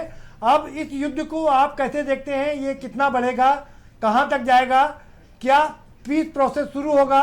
कौन होगा? जैसे इटली ने सुबह थोड़ा कोशिश की थी, लेकिन उसमें शायद कामयाबी नहीं मिली है। तो ये पीस प्रोसेस कैसे शुरू होगा और ये युद्ध आप किस तरफ जाता हुआ देख रहे हैं? और एक और अहम सवाल सर अभी पूछ लेती हूँ कि जिस तरीके से हमने लगातार जिक्र भी किया कि बड़े बड़े जो देश के लीडर हैं उनकी क्या प्रतिक्रिया होगी, तो ऐसे में जैसे ही रशिया के उनका लीडर का जिस तरीके से बयान निकलकर सामने आता है पुतिन का कि जो ये घटना हुई है वो दुर्भाग्यपूर्ण है, तो ये आप किस तरफ देखते हैं? कहां रशिया का स्टैंड रहेगा, किस तरीके से रशिया स्टैंड लेगा? ये पूरा जो घटनाक्रम है वो आपके नजरिए से कहां पहुंच रहा है? देखिए, दो प्रश्न है। एक तो प्रश्न है कि क्या युद्ध कहां तक, जहां तक मैं पिछले 2 महीने से अपनी लाइन मेंटेन कर रखा हूं कि युद्ध अमेरिका नहीं चाहता। युद्ध अमेरिका पिछले 12 साल से 13 साल से अमेरिका की एक डॉक्ट्रिन बनी हुई है, जो स्ट्रेटेजिक डिफेंस स्टडीज और जो उसके सिक्योरिटी स्टडीज पेपर जो सबमिट हुए हैं, उसमें बोला गया है कि हम केवल वेस्टर्न हेजेमोनी को अपना बना के रखेंगे, वेस्टर्न पेरिफेरी को हम अपना बना के रखेंगे। हम ज्यादा इन सब चीजों में पड़ेंगे नहीं, क्योंकि चाइना बहुत तेजी से आगे बढ़ रहा है, जो 7 ट्रिलियन की इकोनॉमी 20 ट्रिलियन की इकोनॉमी पहुंचने जा रहा है, पहुंच चुका है लगभग। तो उनको खतरा होने लग गया था, और सारी लॉजिस्टिक दुनिया पर जी 20 ट्रिलियन की इकोनॉमी हो गई है उसकी, डीके साहब शिपिंग है। जी जी, तो इस तरह से उनकी स्ट्रेटजी बदली। तो अब क्या हुआ, उसी परिपाटी को, उसी डॉक्ट्रिन को लेते हुए बिडेन ने अफगानिस्तान से फौज हटाई, बिडेन ने इराक से अपना फौज विड्रॉ किया, सूडान से विड्रॉ किया, वेस्टर्न अफ्रीका से विड्रॉ किया, सीरिया से विड्रॉ किया, और सब जगह वो ऐसा डिप्लोमेटिक सेटअप बनाना चाहता ताकि अमेरिका के न रहते हुए भी वहां के लोग चाइना का विरोध करें। मिडिल ईस्ट उसका एक बड़ा सेंटर पॉइंट हो रखा है। अफगानिस्तान में जहां पे कि डेवलपमेंट हो रहे थे, अभी विकास हो रहा था, चाइना भी बहुत सारा इन्वेस्टमेंट कर रखा था। पाकिस्तान के पख्तूनवा और पाकिस्तान के बीएलए साइड में, वहां पे भी अमेरिका ने अपना तुरंत एक्टिव होकर स्टेप ले लिया है। बीएलए को टीपीटी बहुत सारे एक्टिव हो गए हैं। अब चाइना को वहां पे काम करे, पिछले पता है 1.5 साल से एक भी इन्वेस्टमेंट चाइना ने नहीं किया है पाकिस्तान के अंदर, इन्हीं सब घटनाओं की वजह से चाइना को रोका जा रहा है। अभी देखिए साहब, एक बहुत महत्वपूर्ण सवाल है। हम इस युद्ध को भारत के परिप्रेक्ष्य में अगर हम देखें, ईरान पर जो ये कुठाराघात हुआ है, भारत के लोगों का कितना नुकसान होगा, क्योंकि हम चाबाहार का इस्तेमाल नहीं कर पा रहे हैं। जो चाबाहार हमको मिलने जा रहा था, जिसके थ्रू हम पूरे वेस्ट एशिया में बात करें, यूरोप में बात करें, हम आसानी से पहुंच सकते थे, हमारा माल पहुंच सकता था, वो चाबाहार हमारे हाथ से निकल चुका है फिलवक्त। और जिस तरीके से ये आज का घटनाक्रम हुआ है, कल से जो घटनाक्रम हुआ है, उसका कितना बड़ा खामियाजा भारत को भी भुगतना पड़ेगा।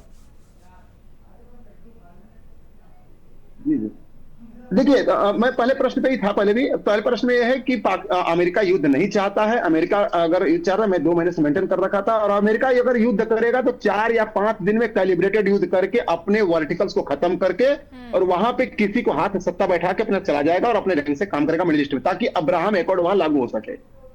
और सेकंड बात आई थी कि भारत का, देखिए भारत का क्या है कि भारत का इस युद्ध के लंबा खींचने से घाटा ही घाटा है। अगर ये युद्ध अमेरिका के पक्ष में जाता है तो भारत को ज्यादा फायदा है। अभी मैं बता दूं, पहले फायदा इसलिए नहीं होता था कि अमेरिका के रिलेशन ईरान से अच्छे थे, भारत के रिलेशन ईरान से अच्छे थे, लेकिन उसके बावजूद चूंकि वहां पे सरिया कानून था, वहां पे सिया कानून था, वहां पे एक बात सरिया कानून की नहीं है। बात यह है, असल बात यह है कि अमेरिका ने बहुत सारे एम्बार्गो उस पर इम्पोज कर रखे थे। वो अपना तेल नहीं बेच सकता है किसी को, वो किसी के साथ व्यापार नहीं कर सकता है। तो कुल मिलाकर के परोक्ष रूप से अमेरिका का ही आधिपत्य था वहां पर। और ये बात आप ठीक कर रहे हैं कि जब पूरी तरीके से अमेरिका का आधिपत्य हो जाएगा वहां पर, अमेरिका के मन मुताबिक सरकार वहां पर होगी, तो वो अपने हिसाब से ही वहां पर सरकार को चलाएगा और अपने हिसाब से ही दूसरे देशों में उसको आगे बढ़ाएगा। तो ये बात आपकी ठीक है कि अमेरिका का जब यहाँ पर पूरी तरीके से वर्दस्त हो जाएगा, तब इंडिया को अमेरिका के हिसाब से ही ईरान में भी आगे बढ़ना पड़ेगा। ईरान से हमको फायदा था क्योंकि ईरान ने हमको चाबहार दिया, ईरान ने हमको बहुत सारी छूट दी, ईरान ने हमको तेल दिया, उसमें भी काफ़ी सारी छूट थी। लेकिन अब हम उन छूटों से महरूम हो जाएंगे ना डीके साहब? नहीं, उसमें एक चीज मैं करेक्शन करना चाहूंगा कि देखिए अभी जो एनर्जी है, तेल और गैस की बात बता दूं तो गैस का तो ठीक है, तेल की बात यह है कि अमेरिका खुद अपना तेल बेचने के लिए परेशान है। मैं कैसे बेचूं, इतना ज्यादा production, 53% of the world oil जो है अमेरिका प्रोड्यूस करता है, तो उसको कस्टमर भी चाहिए। वो भारत रसिया से ले रहा था, ईरान से ले रहा था, इसकी वजह से ईरान को सैंक्शन किया गया ताकि मेरे तरफ डाइवर्ट हो। भारत को प्रेशर दिया गया कि रसिया से मत ताकि मेरे तरफ डाइवर्ट हो। वेनेजुएला पे भी सैंक्शन था।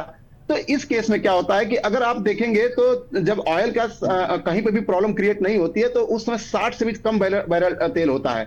अगर ईरान के अंदर अगर वेस्टर्न रिजीम आ जाती है या अमेरिका के हिसाब से तो वहां पे सैंक्शन हट जाएंगे। जब सैंक्शन हट जाएंगे, जो भारत के रिलेशन अमेरिका से चल रहे हैं उसकी वजह से चाबहार प्लस वहां के जो लड़के जो हमारे यहाँ जो लेबर इंटेंसिव में काम कर रहे हैं या जो मेडिकल की पढ़ाई कर रहे हैं, उन सबके लिए एक कूल काम कंपोज माहौल मिल जाएगा। और जब कोई देश तभी आगे बढ़ता, रिलेशन अच्छे बढ़ते जब वहां पे चीजें बंदिश में नहीं होती हैं। ऐसे देखो वेनेजुएला से, अब वेनेजुएला से भारत को ऑफर आ नहीं डीके साहब कि आप आके वहां पे इन्वेस्ट करिए। हमारा सवाल फिर से वही है डीके साहब, हमारा सवाल फिर से वही है डीके साहब, सवाल सुन लीजिए। सवाल ये है कि परोक्ष रूप से अपरोक्ष रूप से अमेरिका का आधिपत्य यहाँ पर हो जाएगा, जैसे वेनेजुएला में हुआ है। अब वेनेजुएला हमको ऑफर कर रहा कि हमसे आप खरीदिए, लेकिन वेनेजुएला का तेल इतना कॉस्टली है, और तेल कॉस्टली नहीं है, वो हमको सस्ते दाम पर दे रहा है, लेकिन उसकी प्रोसेसिंग इतनी महंगी है कि अगर $60 का वो एक बैरल हमको देता है तो उसकी प्रोसेसिंग में कम से कम $10 लग जाते हैं।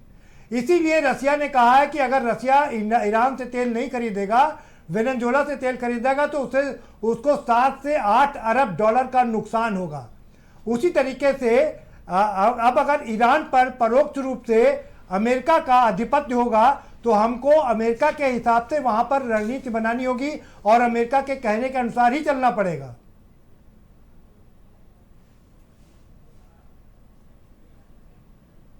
देखिए अगर हम पूरे विश्व परिपाटी को देखें तो भारत के पास अभी कॉम्पिटिटिव कंट्री कौन सी है? भारत के पास कॉम्पिटिटिव कंट्री है, अगर हम विकास के रास्ते से देखें तो मलेशिया है, इंडोनेशिया है, नॉर्थ कोरिया, साउथ कोरिया है, जापान को भी भारत ने सरप्लस कर दिया है। लेकिन पर कैपिटा जो अगर हम देखें तो उसके तरफ से भारत आगे नहीं। चाइना बहुत आगे है, लेकिन भारत बहुत अच्छे ढंग से अग्रेसिव कर रहा बढ़ रहा है। तो अभी यहाँ पे क्या है कि हमको एक ऐसा इन्वायरमेंट चाहिए जहां पे हम अपना बिजनेस को अच्छा कर पाए। जैसे हमारा जैसे ब्राजील से बिजनेस है, ब्राजील से हमारा टारगेट $30 बिलियन का है 2030 में, लेकिन अमेरिका को हम इग्नोर इसलिए नहीं कर सकते कि अमेरिका से हमारा ऑलरेडी $130 बिलियन का बिजनेस चल रहा है, 500 कम टारगेट रख रहे हैं, तो 5 देशों के बराबर अमेरिका से। अब ये बड़ी खबर सर, 2 मिनट, ये बड़ी खबर मैं दर्शकों को बता दूं, माफ करेगा, जीसीसी विदेश मंत्रियों को लेकर ये बड़ी खबर, गल्फ ऑपरेशन काउंसिल की बड़ी बैठक हुई है, जीसीसी विदेश मंत्रियों की इमरजेंसी बैठक हुई है।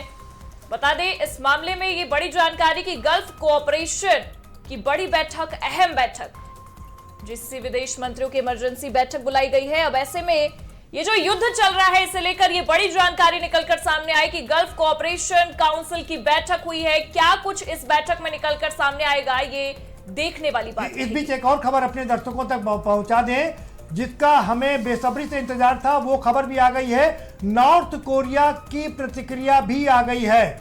नॉर्थ कोरिया ने भी रसिया की तरीके से ईरान का पक्ष लिया है। उसने कहा कि वहां पर जो भी हुआ है वो गलत हुआ है, उनके अधिकारों का उल्लंघन हुआ है। यानी कि नॉर्थ को जिसकी हम लोग शुरू से चर्चा कर रहे थे, लगातार चर्चा कर रहे थे कि आखिर इनकी प्रतिक्रिया क्यों नहीं आ रही। अब वो प्रतिक्रिया आ गई है, धीरे-धीरे प्रतिक्रिया भी सामने आती है। रसिया ने भी ईरान का साथ दिया है और उन्होंने कहा कि गलत हत्या हुई है। नॉर्थ कोरिया ने भी रसिया का हाथ पकड़ा है, उसने भी कहा कि यहाँ पर गलत हत्या हुई है। और चाइना ने लेकिन इससे सदी हुई प्रतिक्रिया दी थी, उसने कहा था कि हमें आपस में तालमेल बना करके रखना चाहिए। यानी कि चाइना ने जहां पर बैलेंस किया है, वही दोनों कंट्री नॉर्थ कोरिया और रसिया ने पूरी तरीके से ईरान का साथ दिया है, पूरी तरीके से स्टैंड लिया है और ईरान का साथ दिया है। ये अपने आप में बड़ी बात हो गई है।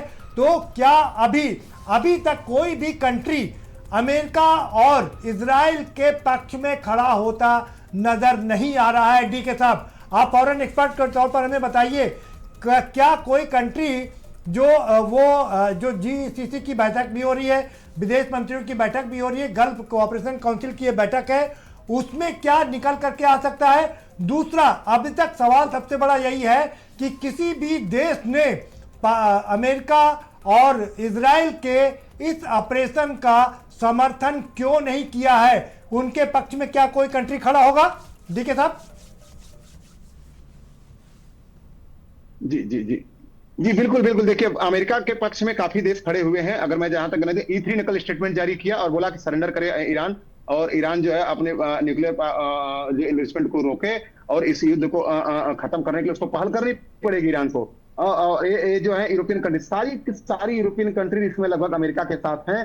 कल ब्रिटेन के प्रधानमंत्री का वहां पे स्टेटमेंट आया कि हमारे इटली की अगर हम बात छोड़ दें, जिसने थोड़ा पीस प्रोसेस का शुरुआत की थी, बाकी किसी भी यूरोपियन कंट्री ने खुलकर ओपनली समर्थन नहीं किया है। अंदरूनी समर्थन तो किया है, लेकिन सामने आकर के बयान नहीं दिया है।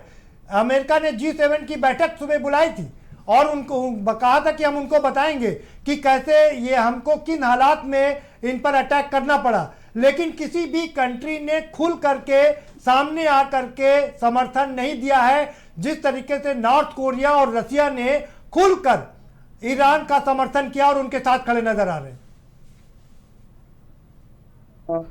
जरा सा इससे असहमत रहूंगा, क्योंकि जो ईरान है, रसिया है, चाइना है, नॉर्थ कोरिया है, जो कि वेल नोन है कि अमेरिका के विरोधी हैं, उनको एक स्टेटमेंट ऐसा देना ही था। और रही बात, कल ब्रिटेन के प्रधानमंत्री ने बोला कि मेरे एयरक्राफ्ट लड़ रहे हैं। हाँ। ये कल की हेडिंग है, मेरे एयरक्राफ्ट लड़ रहे हैं। मतलब वैसे भी अमेरिका के वार हेड पनडुब्बियां सिर्फ हमेशा अमेरिका के साथ लड़ते रहते हैं, वो जहां भी होता है। और पिछली बार जब अटैक हुआ था एक दिन के लिए ईरान में, तो ईरान में क्या अटैक हुआ था, जॉर्डन वगैरह जो है उस समय गार्डिंग कर रहे थे इजराइल की। तो ये चीजें जो है चाहे या तो डायरेक्टली आ जाए या अंदर अंदर हो रही हैं। तो पूरी यूरोपियन जो है मिडिल ईस्ट जो देखते हैं, कल अम्बेसडर जो थे ईरान के अमेरिका के, उन्होंने बोला कि मिडिल ईस्ट की बात आप करें, ठीक है, मिडिल ईस्ट तक तो ठीक है, बिना मिडिल ईस्ट के सपोर्ट से अमेरिका और इजराइल इतना बड़ा कदम उठा ही नहीं सकता था, क्योंकि बिना दुबई की सपोर्ट से, UAE की सपोर्ट से वो इतना बड़ा हमला करके उनके बड़े नेता को मार ही नहीं सकता था। इनपुट तो दुबई नहीं अवेलेबल करा थे ना, जिसकी बिना पर वो इतना बड़ा कांड कर पाया। जी। और ये इसी का यही कारण है कि ईरान दुबई पर भी अटैक कर रहा है, UAE पर भी अटैक कर रहा है। ये देश तो उनके साथ खड़े हुए हैं, लेकिन हमारी बात वो है कि यूरोप के सारे कंट्री लगातार अमेरिका के साथ में रहते हैं, इस बात में कोई शक नहीं है, ज्यादातर कंट्री अमेरिका के साथ। लेकिन जिस तरह से नाटो का भी मामला हुआ और जिस तरह से अमेरिका ने ग्रीनलैंड पर कब्जा करने की बात की, नाटो भी कहीं टूटता नजर आया, नाटो के सारे कंट्री भी उसके खिलाफ नजर आए, इंग्लैंड और तमाम देश नाटो अपनी सेना वहां पर भेजते नजर आए। तो आपको लगता है कि वो सपोर्ट नहीं है जो सपोर्ट कभी हुआ करता था अमेरिका का, कहीं ना कहीं ढीले पड़े हैं उसके शिकंजे भी?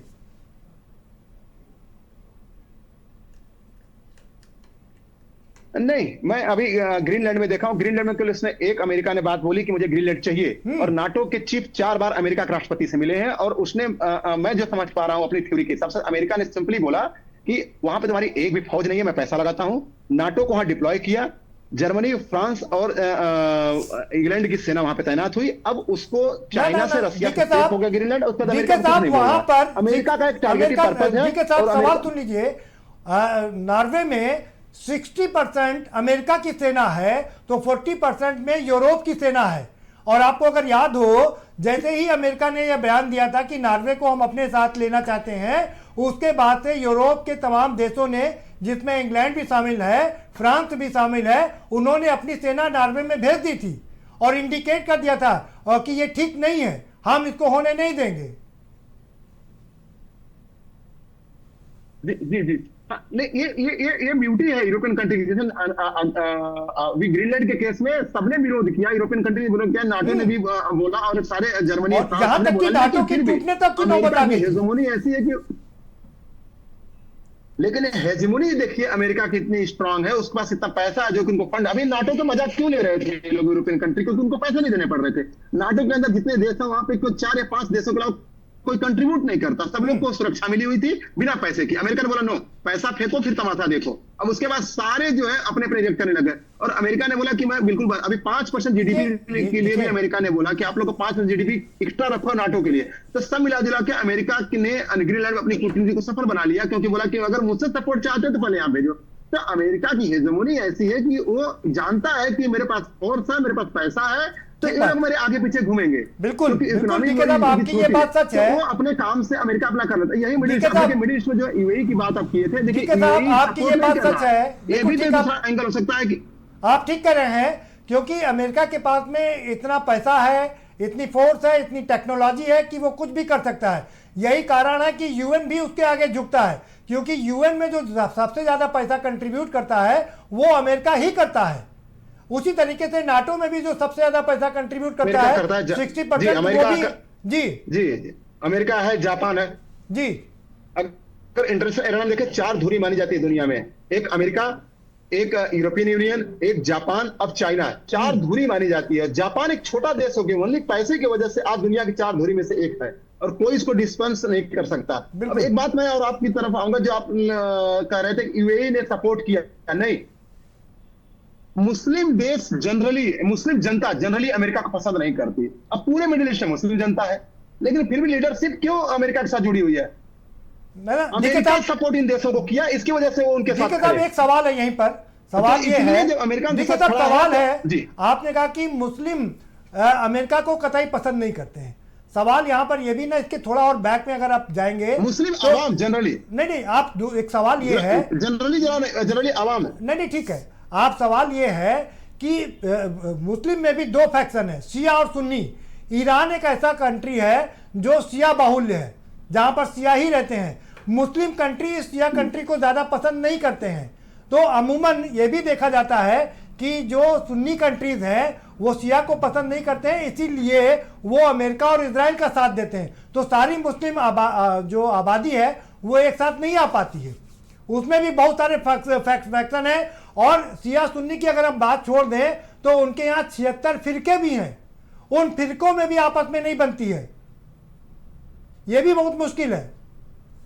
जी जी नहीं बनती है। शिया है, चाहे उसे भारत में अगर आप देखिए, अगर भारत में शिया मुस्लिम दोनों हैं, लेकिन जहां अमेरिका की बात आ गई तो अगर उनसे टॉप करेंगे तो जरूर अमेरिका की बुराई करेंगे।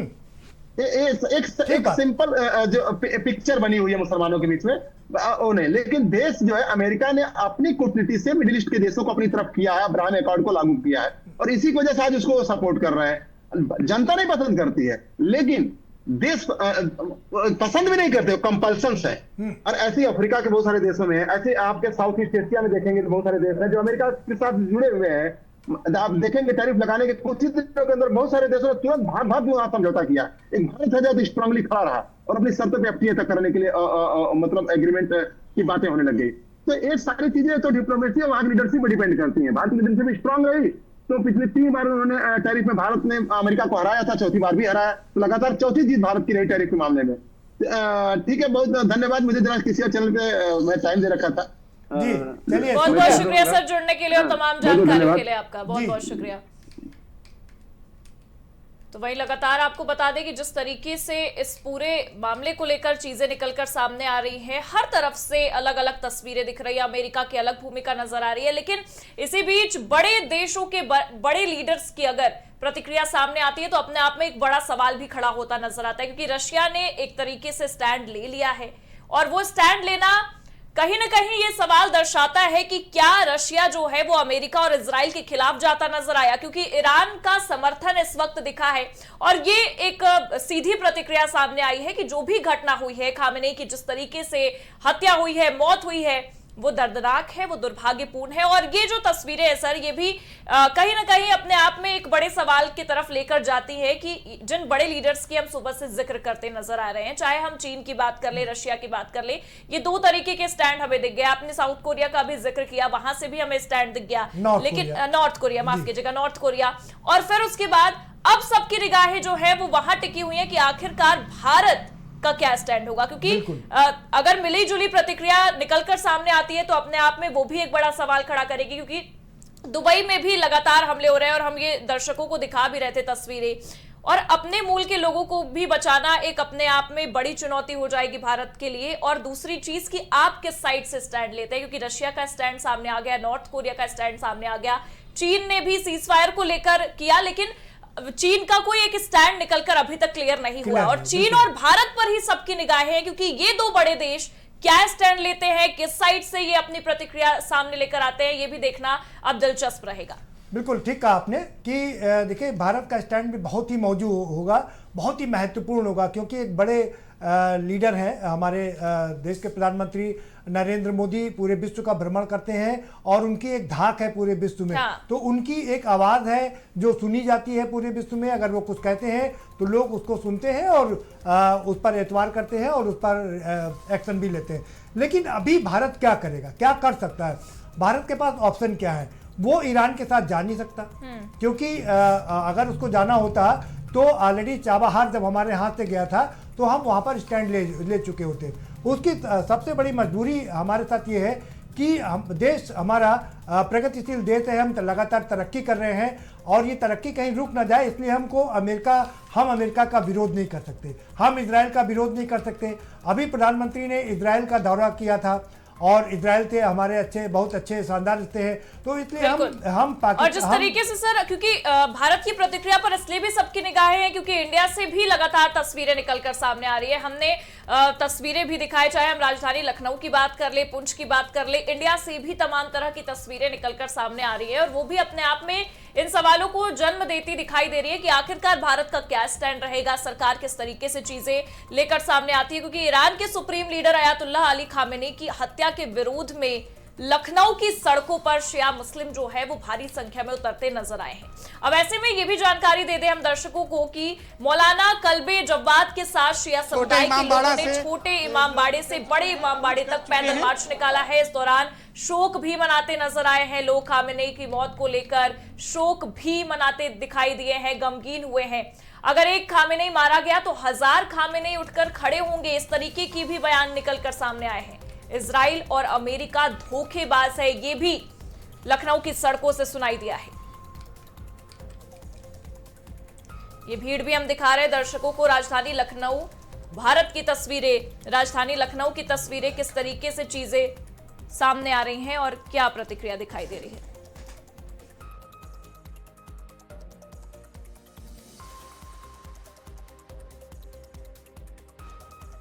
लखनऊ में जिस तरीके से लगातार शिया समुदाय के लोग सड़कों पर उतरे हुए हैं और खामेनेई की हत्या को लेकर विरोध करते दिखाई दे रहे हैं, इजराइल और अमेरिका को धोखेबाज करार रहे हैं, यह अपने आप में एक बड़ा सवाल खड़ा कर रहा है कि आखिरकार भारत की इस पर क्या भूमिका होगी। क्योंकि आपको बता दें कि ये जो तस्वीरें हैं ये राजधानी लखनऊ से निकलकर सामने आई, लेकिन एक प्रतिक्रिया और दिखाई दी जहां प्रियंका गांधी वाड्रा ने भी बकायदा अपने सोशल मीडिया हैंडल एक्स पर ये पोस्ट करते हुए जिक्र कर दिया कि ये जो खामेनेई की मौत हुई है, खामेनेई की हत्या हुई है, ये अपने आप में दुर्भाग्यपूर्ण है और निर्दोषों की हत्या करना ये जो है ये लोकतंत्र नहीं है। मतलब इंडिया से भी तमाम तरह की प्रतिक्रिया दिख रही है। ये जो आप तस्वीरें अपनी स्क्रीन पर देख रहे हैं, ये राजधानी लखनऊ के बड़े इमामबाड़ा से छोटे इमामबाड़ा तक की तस्वीरें हैं, जहां पर लोग भारी संख्या में प्रदर्शन करते नजर आए हैं और इजराइल और अमेरिका को धोखेबाज भी कहते दिखाई दे रहे हैं, क्योंकि ईरान के सुप्रीम लीडर खामेनेई की हत्या को लेकर शिया समुदाय के जो तमाम लोग हैं वो सड़कों पर उतरे हुए हैं और इसे एक बड़े स्तर पर इजराइल और अमेरिका की धोखेबाजी करार रहे हैं। बता दें कि मौलाना कल्बे जव्वाद के साथ शिया समुदाय के लोगों ने छोटे इमामबाड़े से बड़े इमामबाड़े तक पैदल मार्च निकाला है इस दौरान और भारी संख्या में लोग प्रदर्शन भी करते दिखाई दिए हैं। ताबड़तोड़ हमले हुए हैं, महासंग्राम देखने को मिल रहा है, चाहे हम जिक्र करें इजराइल का ईरान पर हमले की या फिर ईरान के तमाम जगहों पर हमले की, तो वो अपने आप में बेहद दर्दनाक है। जी देखिए, सभी वर्ग इससे नाराज हैं और बड़े इमामबाड़ा यहाँ से थोड़ी दूर है, वहाँ पे भी तकरीर की जाएगी। यहाँ पर भी जो गमज़दा लोग हैं वो यहाँ पर मौजूद हैं और भी लोगों से हम बात करेंगे कि आज बड़ा गमगीन माहौल है यहाँ पर। क्या कहेंगे जिस तरह से खामेनेई साहब की वहाँ पर निर्मम हत्या हुई? बात है भाई, जो हुआ है ये बहुत बड़े अफसोस की बात है जी। आप बोलिए। कुछ बोल नहीं पा रहे हैं, काफी हाँ कम से कुछ बोल नहीं पा रहे, बहुत। तो ये बताइए। गमगीन है, खामेनेई साहब की शहादत हुई है, इसका हम लोग बदला लेंगे और अगर कोई भी गवर्नमेंट पूरी दुनिया में जो अमेरिका इजराइल का सपोर्ट करेगा हम उसका मुखालिफत करेंगे, चाहे वो कोई भी हो। अगर अमेरिका का सपोर्ट करेगा, इजराइल का सपोर्ट करेगा तो हम उसके खिलाफ खड़े होंगे, चाहे जितनी लंबी जंग लड़ना पड़े हम लड़ेंगे, हम किसी से नहीं डरते हैं। जी देखिए, विरोध निश्चित तौर पर किया है सभी कम्युनिटी के लोगों ने, लेकिन अभी प्रदर्शन जो है वो सिर्फ शिया कम्युनिटी के लोग ही करते हुए नजर आ रहे हैं और बड़ी संख्या में अभी मौलाना कल्बे जव्वाद का ये प्रदर्शन है। इसके बाद यासूब अब्बास जो मौलाना धर्मगुरु हैं, शिया धर्मगुरु हैं, उन्होंने भी रात में प्रोटेस्ट करने की बात कही है। तो ये तस्वीरें राजधानी लखनऊ से लेकर उत्तर प्रदेश के तमाम जिलों में और इसके अलावा पूरे देश में इस तरह की गमज़दा जो हुए दुआएं कर रही हैं अपने नेता के लिए, जिनकी कल हमले में मौत हुई है। अमेरिका और इजराइल का जो हमला हुआ उसमें उनकी जो मौत हुई है, शहादत हुई है, उसके लिए ये तमाम महिलाएं भी गमज़दा हैं और जुलूस के साथ आज तरीके से इस पूरे घटनाक्रम को लेकर राजधानी लखनऊ में भी शोक नजर आ रहा है। गमगीन माहौल देखने को मिल रहा है। शिया समुदाय के तमाम जो लोग हैं वो सड़कों पर उतर आए हैं और ये कहते दिखाई दे रहे हैं कि इजराइल और अमेरिका ने ये धोखेबाजी भी की है। सबकी आंखों में वो आंसू भी नजर आ रहा है खामेनेई की मौत को लेकर। शिया समुदाय के तमाम जो लोग हैं वो सड़कों पर राजधानी लखनऊ में आपको दिखाई दे रहे होंगे। वही बता दें कि ईरान में इस समय कई भारतीय भी फंसे हुए हैं। राजधानी लखनऊ का भी एक परिवार अपनों की सलामती की लगातार दुआ कर रहा है। आज की खबर के संवाददाता नीरज मिश्रा से खास बातचीत के दौरान लखनऊ के काबिज रिजवी ने यह बताया कि उनका भाई ईरान के तेहरान शहर में है और वो पत्रकारिता के पेशे से जुड़ा है, लेकिन वहां के हालात देखते हुए पूरा परिवार ये चाहता है कि वो वापस हिंदुस्तान लौट आए। उन्होंने कहा कि भारत सरकार वहां पर रह रहे हिंदुस्तानियों की पूरी मदद कर रही है और एक तरीके से वो चाहते हैं कि उनके भाई सही सलामत वापस लौट कर आए। देखिए, सीधी तस्वीर हम अपने जो दर्शक हैं उनको दिखाएंगे कि किस तरह से लोग यहाँ गमज़दा हैं और अमेरिका के खिलाफ इनके अंदर गुस्सा है, इजराइल के खिलाफ गुस्सा है और ये निकले हुए हैं, अपने नेता को श्रद्धांजलि दे रहे हैं। हुई है और उनको शहीद किया गया है बेदर्दी के साथ, तो हम उसके लिए उनको श्रद्धांजलि दे रहे हैं। छोटे इमामबाड़े से बड़े इमामबाड़े तक हम मार्च कर रहे हैं और ये श्रद्धांजलि उनके लिए है। पूरी शिया कम्युनिटी, क्या सभी समुदाय के लोग उनके गम में जो है वो रो रहे हैं। वो ईरान के एक लीडर ही नहीं थे, हम लोगों की कौम, शिया कौम के एक रहबर थे जिनको निर्दोष मार दिया गया है और उनके साथ उनके बच्चों को भी मार दिया गया है। ये जुल्म अमेरिका और इजराइल ने किया है, इसकी हम लोग निंदा जब तक करते रहेंगे। देखिए, ये घटना इंसानियत की घटना है। जो मजलूमों का रहबर था, जो लोगों का आंसू पूछता था, उसका जुल्म क्या था? यही था कि फिलिस्तीन और गाजा की हिमायत के लिए जहां पर जुल्म हो रहा था लोगों के ऊपर, वो बच्चों, छोटे छोटे मासूम बच्चों पर जुल्म हो रहा था, उसके लिए खड़े थे। उसको आज ये आतंकवादी हैं, अमेरिका और इजराइल के लोग आतंकवादी हैं। और इन्हीं तस्वीरों के साथ फिलहाल के लिए इस बुलेटिन में बस इतना ही। देश और दुनिया की तमाम बड़ी खबरों के लिए आप देखते रहिए आज की खबर।